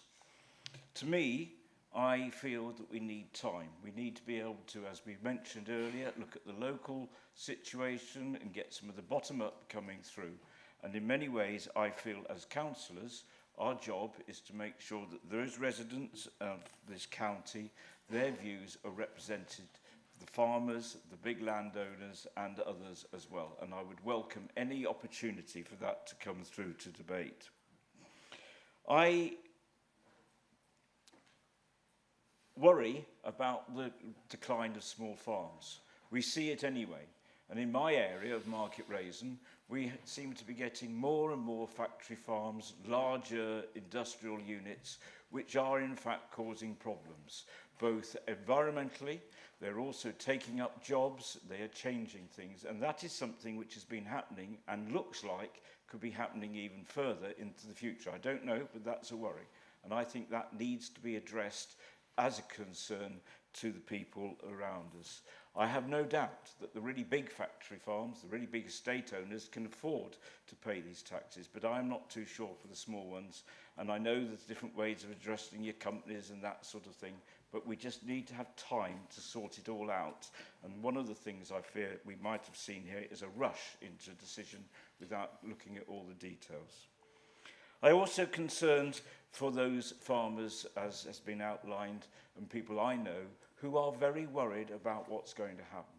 It is difficult on those farms anyway. I used to teach students who would say, oh, I'm going to go and work for X, Y, or Z when I leave. I've got a job for life. I don't need to do this and that. They were, at 16, able to go onto the farms. By the time they were about 23, they were no longer working on the farms. They were somewhere else, and they hadn't seen it all through. And that caused concern. So I think we should welcome, absolutely welcome, the money that is being given across to Reverend Robertson's Rural Support Network, and I think that that is a good move. My view is, I don't know the full answers to all these things, but I think we should be continuing to look at them, and we'll be supporting the motion. Thank you. Councillor Matt Bowles. Thank you, Chairman. Yes, similar to my colleague, Councillor Bunny, I will be supporting the motion for two main reasons, really. The support that it puts in place for the rural network.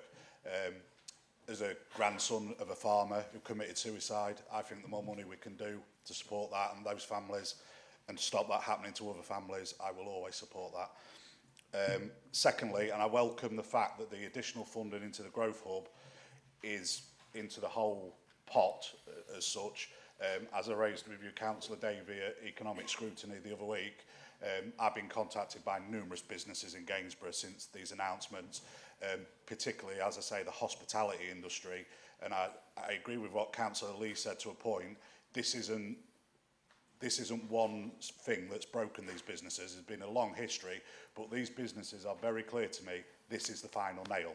And this is what will close those doors in the new year.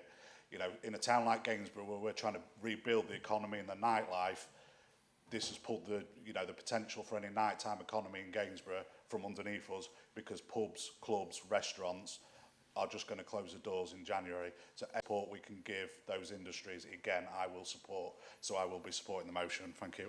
Thank you. Councillor Rob Kendrick. Thanks, Mr. Chairman. There were a couple of aspects that in the motion that I was particularly interested in.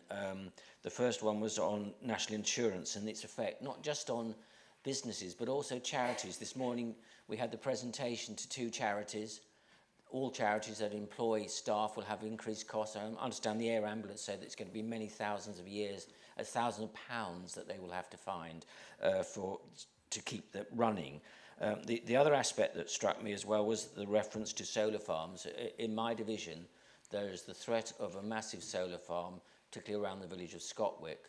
And I was struck by attending a village hall meeting, which was absolutely packed with 100 people. They took a vote, and 98 people out of the 100 voted against having a solar farm. So that's the local feeling in my division towards solar farms. And also another aspect about solar farms is they say it can be the agricultural land can be returned to use after 40 years or whenever the contract ends.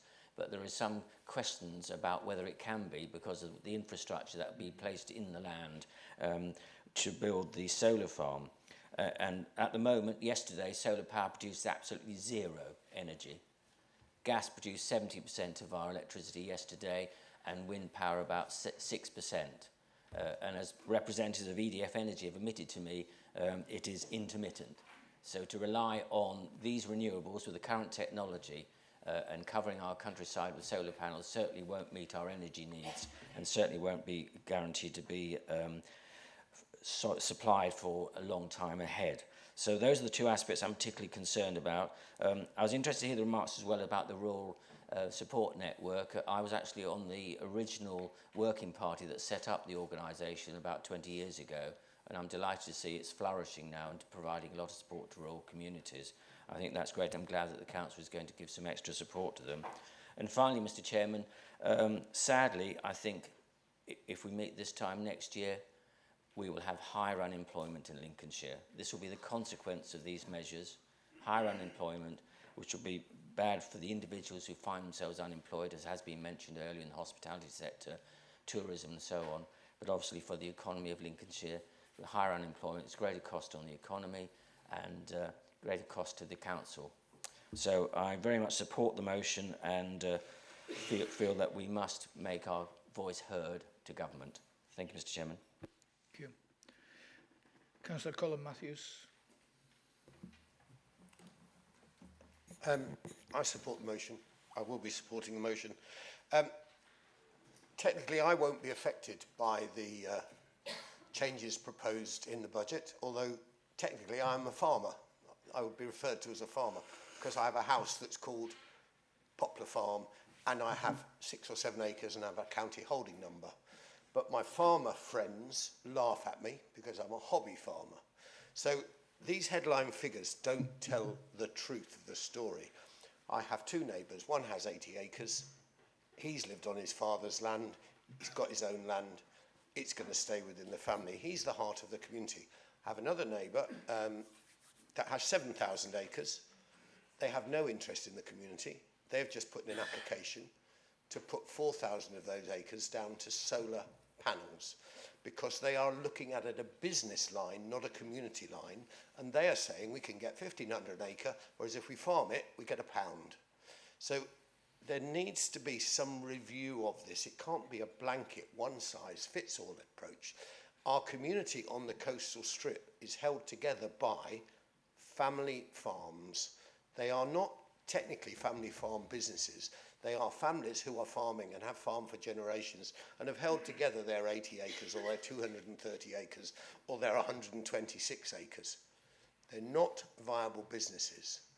They will be forced to sell up, and the people who will buy will be Savills as agents for people who want to put something that will earn a lot more money off the land, which we know are wind farms or solar panels. It is going to devastate the community within Lincolnshire, and we will not have growing. We'll have business development of land, agribusiness. It's shocking. I'm really upset with what's happened.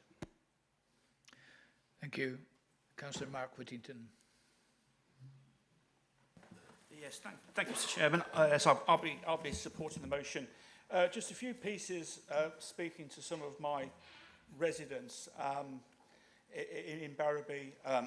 There's the director of a local company who I speak with, employs 45 people in his business, and he's saying the national insurance impact will add roughly £100,000 of extra cost to his bottom line. And I said to him, well, how will you deal with that? And he says, well, the option I've got is I was thinking of expanding. Those plans are now on hold. I'll probably have to look at the number of people I actually employ. I'll have to look at potential future wage increases being at a local level. We've heard the impact. Maybe think about it. And he says between £2,000 and £2,500 per employee. He employs, as I said, 45 people. Over 90% of the businesses in Lincolnshire are small businesses that employ small numbers of people. They're going to be hit by this national insurance increase very, very dramatically, and it will just be a cost on their bottom line. It won't be funded by either less people working there or lower wage increases, both of which will have an impact on the local economy, because let's face it, the economy is all linked. The potential impact on the nighttime economy and the tourist industry has already been raised. Housing targets. SK's housing target has gone up by about 260 following the NPPF. We're not achieving our current housing target, so I don't know how we're going to achieve one that's increased it. This is an example of the government trying to balk the market. At the end of the day, it's housing developers who build the houses. Councils can make all the land available they can, but it's down to the developers. At the present moment of time, because the national market for first time for buying new houses is actually stalling. That's why if you go around a lot of building sites, you'll see companies have stopped building. They've incurred a lot of cash flow going out of their businesses. They've got none coming in. A lot of these housing targets, houses in the wrong place. They need to be close to the cities. That's where the demand really, really lies. And in terms of funding for local government, you know, we are roughly £120 million less than we're entitled to. We're already paying twice as much council tax per house compared to a house in an urban area. We've heard that governments are now only looking at deprivation as the key driver, not a reality and sparsity. Mr. Chairman, there is deprivation in Lincolnshire. I've got it in my division on the Earlsfield estate. It's all of the East Coast. This is a whole line. It's complete. Yes, Councillor Baxter. I am Councillor Baxter, I'm chairing this meeting, not you. Thank you for informing me of that fact. Mr. Speaker, this is a part of a concerted attack on rural areas by the Labour government that doesn't like rural areas and doesn't understand rural areas. Thank you, Councillor. No more outbursts, please. Councillor Tom Smith. Thank you, Chairman. Excuse me. I wasn't planning to speak. I always was going to support the motion, but there were comments made that I simply have to. To say this government is supporting rural communities, if it wasn't so serious, it would be laughable. In less than 48 hours, Ed Miliband decimated West Lindsey with a solar farm, having not even read the paperwork, because I'm telling you, with the paperwork that our officers put together, you can't read that in 48 hours. I read every single page of it. It's quite easy for Councillor Murray to sit there and say, oh, isn't solar wonderful? It's not going to be your communities that are carpeted with it and suffer with it. It's going to be my community, my residents, who lose their farmland, who lose their job. turning to the fact it will only impact the rich, Chairman. That simply isn't the case because the rich have good lawyers. So what do? They put it in trust so they don't get hit with it. And yeah, 2 million might sound a lot of money. Trust me, when you've got a tractor that's second hand and it's worth 50,000 and up, 2 million goes very quickly. This will destroy Lincolnshire. It will destroy our communities. I need only look to 2 of my parish councils, Chairman, and they are primarily run by farmers. The chairmen of them are farmers. Be they own the land or they're tenant farmers, they are farmers. When it's snowing, who comes and saves everybody? When your car gets stuck, or there's roads that the county can't grit, the local farmer comes and does it. Well, guess what? That's going to stop because there won't be a farmer there anymore, because they can't afford to pass it down to their children. As has already been alluded to, it's not just farms, it's business. We will lose hundreds of jobs because the NI is a tax on working people, and inheritance is the politics of envy. Not content with shafting the pensioners and making them freeze to death by taking the winter fuel allowance, they now want to shaft the lifeblood of this county, its farmers, for doing what? Providing food for the country, which is a huge national security issue. Labour claim they understand farming. They understand rural England. They couldn't understand rural England without having to look it up in a dictionary, Chairman. They don't care about rural England. They never have done. This is going to destroy Lincolnshire. It will be Lincolnshire's Ravenscraig. I've been round the Ravenscraig. I go there to Scotland every year, and it's decimated Motherwell. It's decimated Wishaw. This will be our Ravenscraig, Chairman, and we know who to blame for it. This Labour government, who are more interested in the politics of envy and spending money they haven't got on things that people haven't asked them to spend money on. So I absolutely will be supporting this motion and do everything in my power as a councillor to protect Lincolnshire, its glorious countryside as it stands, and its farmers. And I'll just close very briefly, Chairman, by saying I'm probably one of the youngest members in this chamber. I need a house, but I don't want to live in an urban sprawl. I want to live in Lincolnshire, the way Lincolnshire is, because that's why I live in this county, why I love this county and why I do what I do as a councillor, because just it's... Hold for fire, Tom. Thank you, Councillor Lee. Page 8 of the order of proceedings, the actual bit about points of order talks about 1A.4. Points of order are just that. Time limit for speech exceeded. We've had 2 speeches exceeded now. So whoever's chairing the meeting, those are the rules for debate. Chairman, I was closing up. Just a moment.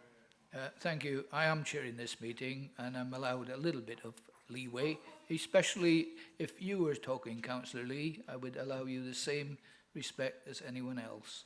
But I take your point. Thank you, Chairman. I will close. I'll be very brief and I will close. I don't want an urban sprawl. I want to No, live can you wind up now? Yes, I want to live in a rural county and live in Lincolnshire and protect it. So I absolutely will be supporting this motion. Thank you, Chairman. Thank you. I said. Councillor Austin has got a point of order. Who was? Councillor Austin. Councillor Austin, your point of order. I'm just, it's not a point of order, I just wish to speak.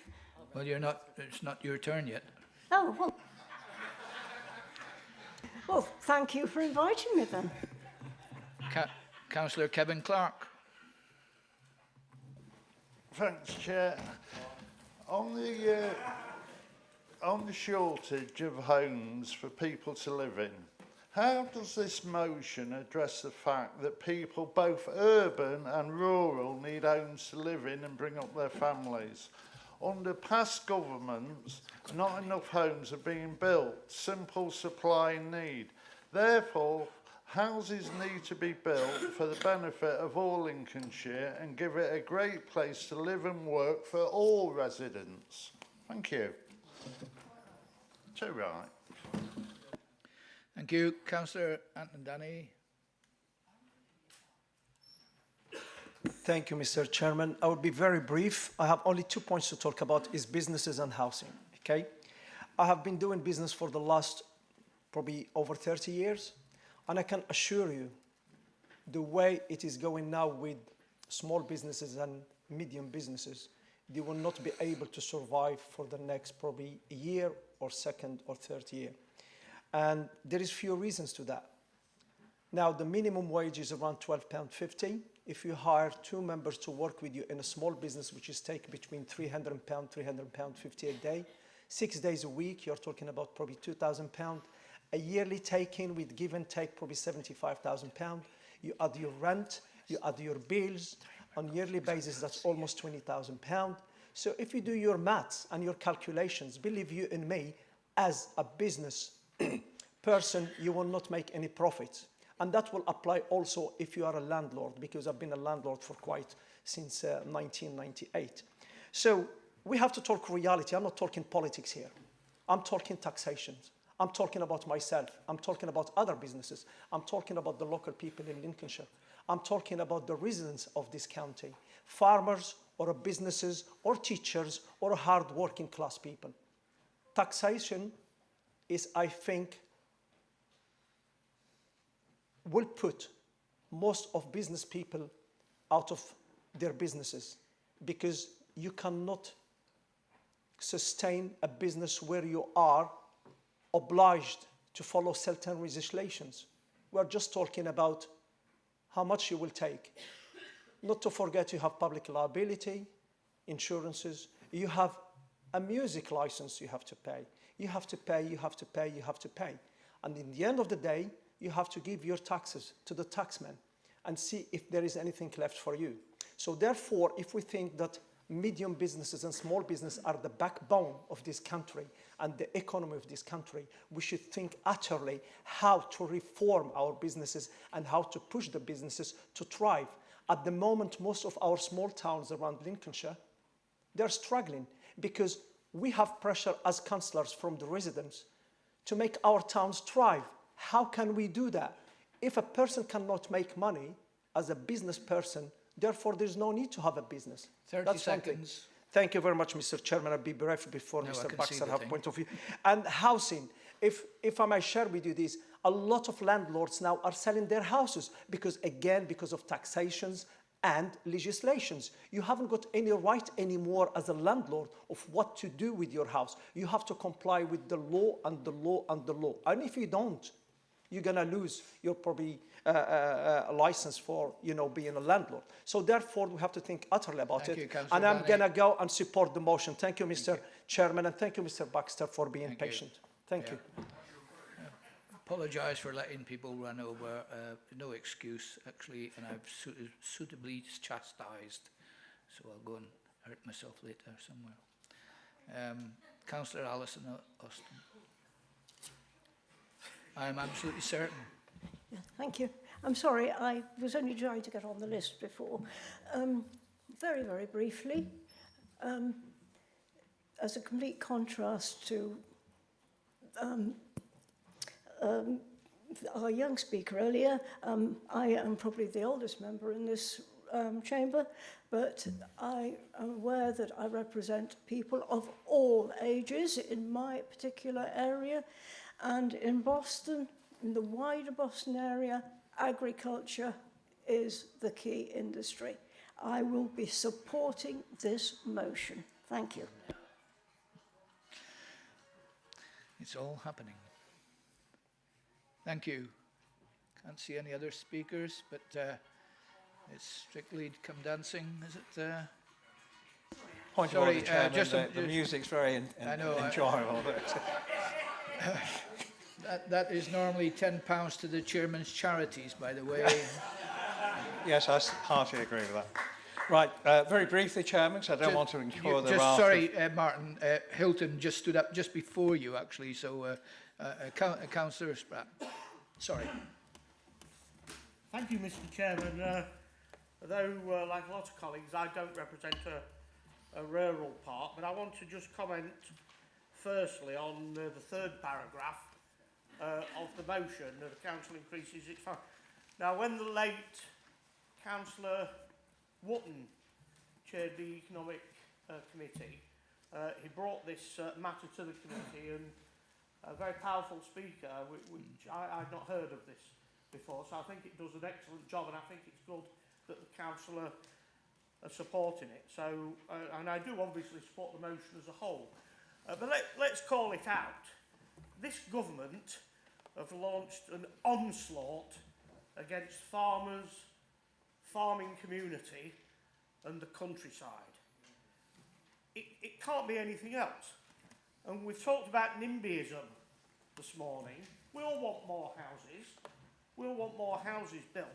It's not a question of NIMBYism now. It's a question of you're having it in your own backyard, whether you want it or not, whether it's appropriate, whether it's sensible.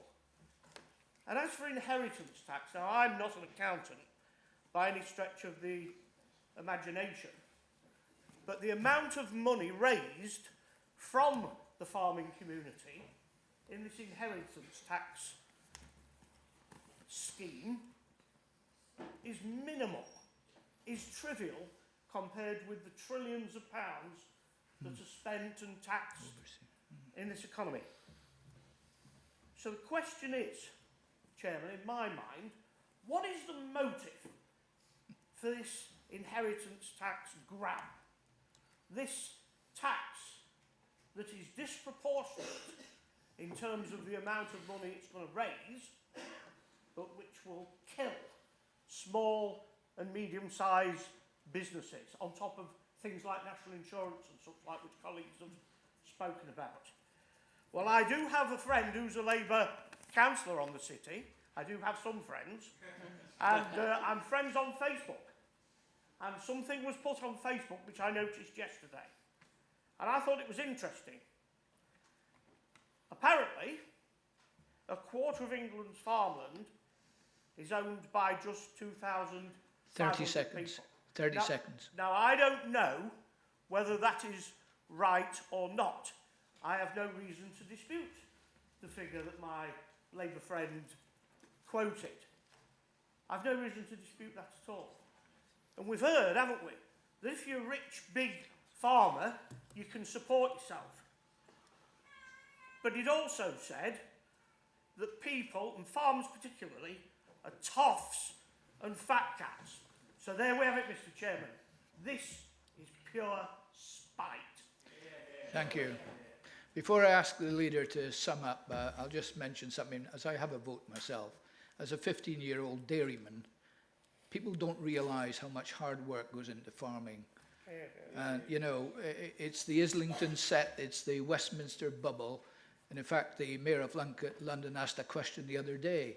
What are all those vehicles? Tractors, sir, he was told, because they don't understand the amount of effort goes in. And in fact, in Lincolnshire, I am allowed to speak. I have got a vote on this, and I will be supporting the motion. I do believe that these people just don't understand the hard work and the trauma. And it's all right saying that you're asset rich, but if you're cash poor, it's tough. That's all I'll say. Thank you very much. Leader. Thank you for keeping to time, Chairman. Very good of you. Can I just say, actually, I'll just very briefly say, answer some of the points. Yes, I think I would agree with Councillor Lee. Businesses, not just farming, but a lot of small and all businesses have been under pressure for some time in terms of extra costs and squeeze of profits. So surely it is exactly the wrong time to kick businesses in the teeth and the groin and kick them in the ankles as well, because that's what these proposals will do. And I think we've heard vividly from people who actually understand businesses what these proposals cumulatively will have on them. So I think, yeah, you've actually made your own argument why the government shouldn't be doing this. They keep quoting the £5 billion extra that the farmers, the farming communities get. Actually, that's only half. It's only 2.5 more than has been given already. And I learnt on Monday that actually they've now stopped farmers applying for some of this money because they're now oversubscribed. So don't be fooled into thinking that all this money is going to solve the problem. I think we all agree that we know that some rich people buy farmland to escape inheritance tax. I don't think anybody would grumble if the government came up with a scheme to do that. Surely they can stop that avoidance of inheritance tax, but at the same time protect small businesses and farmers. Let's hope they do listen, because if they don't, what has been said just before me will just come out as a vindictive attack on business and rural areas. I think what people also don't understand, and referring to Councillor Murray's point, £1 million sounds a lot of money, doesn't it? But when you consider that the cost of the the equipment, which is also part of the problem, because that's now going to be taxed as well, and the value of farmland, it doesn't give you a holding. It gives you 100 acres, which is not a viable holding. So unfortunately, farmers particularly sit on a lot of assets, and they make about 1% profit, and that's where the problem lies. So the threshold has to be higher. Finally, we mentioned about housing. Well, I think we've already, in Greater Lincolnshire, committed to 100,000 extra houses over the next 20-odd years. I think that's a good contribution. And, of course, what's forgotten in the housing debate, of course, is that there are 1 million permissions out there across the whole country which have not been taken up because, as has been said, the house builders can't sell them. You go to Grantham, which has got lots of planning permissions, houses aren't selling because it's not there. So just giving more permissions so developers can get more permissions and not then development is rather missing the point. So as with all of this, it's a problem. And I think the main problem is two things. One is the extra costs put on business, and the other, frankly, the crackpot plan to deliver unachievable net zero targets, which is not only going to kill businesses, it will kill the livelihoods of many people as well. Thank you. Hear, hear. That concludes the debate. We'll now move to the vote. In favour of the motion, please show. Anyone against? Any abstentions? Thank you. That concludes item on the motion. We'll now move to the second motion, which has been submitted by the independent group. And I'd like to ask Councillor Cleaver to move the motion. Thank you, Chairman. When I stood for election in 2021, I pledged that I would campaign for LCC to adopt a clear 20-mile-per-hour policy and one which was appropriate to the aspirations of our local communities. I'm proposing this motion today because I'm still determined to uphold that pledge, and I'm grateful to Councillor Hill for engaging with me positively about this in advance of today's meeting. The preamble to my motion sets out the issues and ambitions clearly, but I should like to emphasise a few points, hopefully in the right order.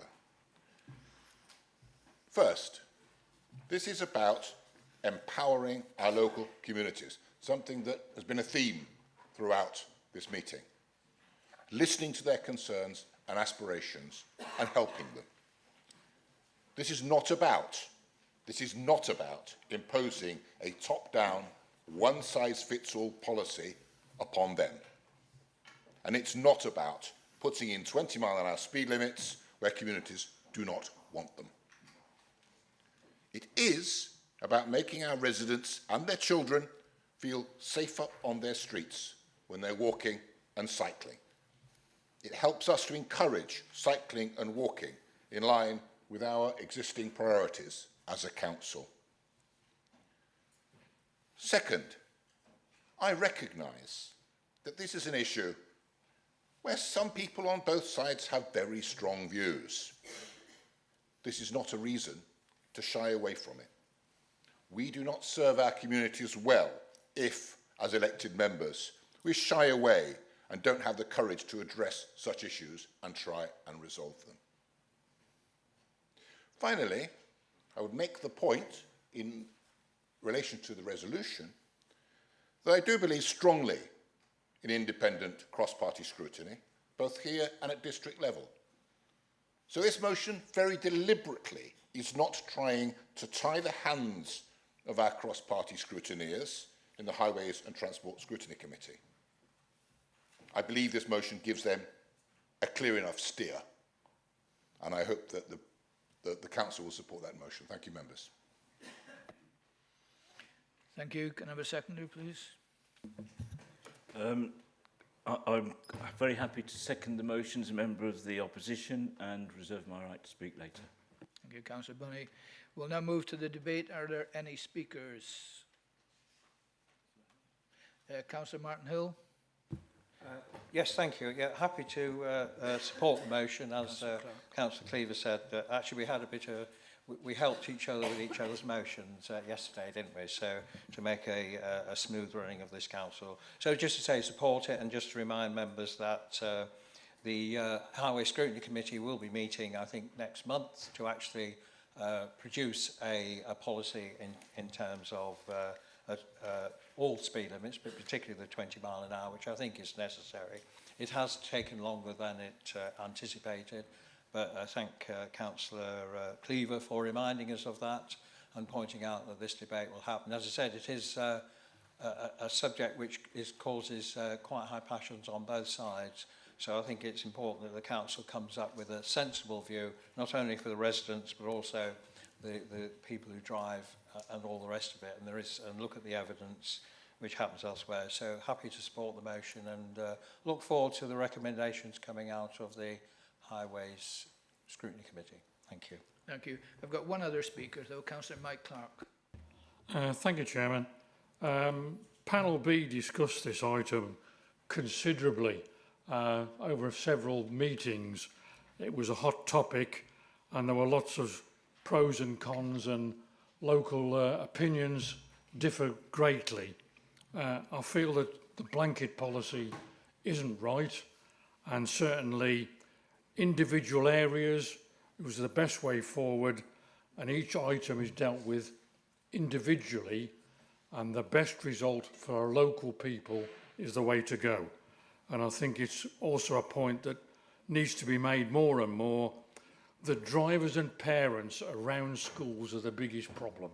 They're the ones that need to adapt to the situation. Thank you. Here, here. Thank you. Any other speakers? Yes, sorry, Councillor Kevin Clark and then Councillor Cleaver. Yeah, very quickly, Chairman. We just had a Highways meeting where an item was discussed about cameras being installed around school and about safety, etc. I see this motion in the same vein. The decision should be, rightly, the residents of that location. Over. Thank you.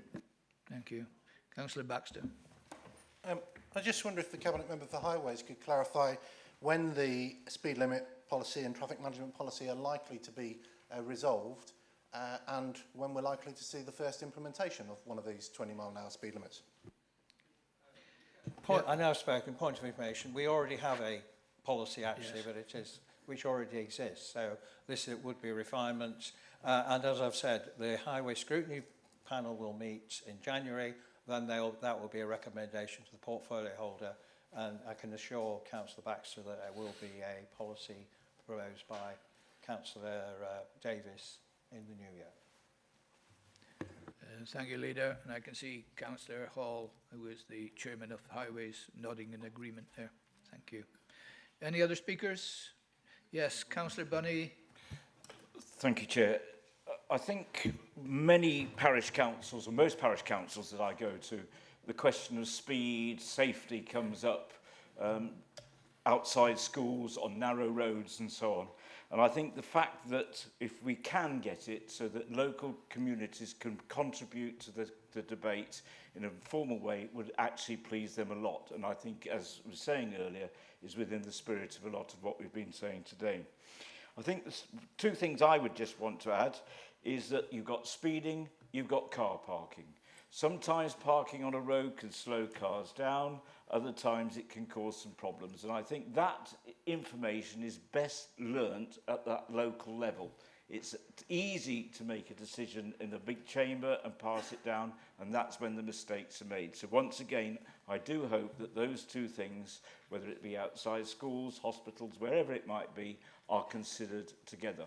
And I know it's not always popular in the road when you say we'll have some car parking and not others outside our houses, but if it does slow the traffic and makes a place safe, that is what we're aiming for.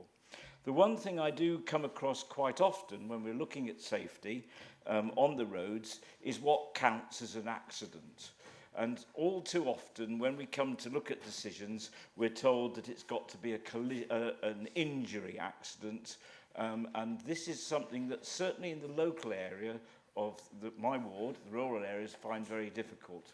It could well be a car has come off in the last 12 months, went through a hedge, went through their garden, knocked the front of the house down.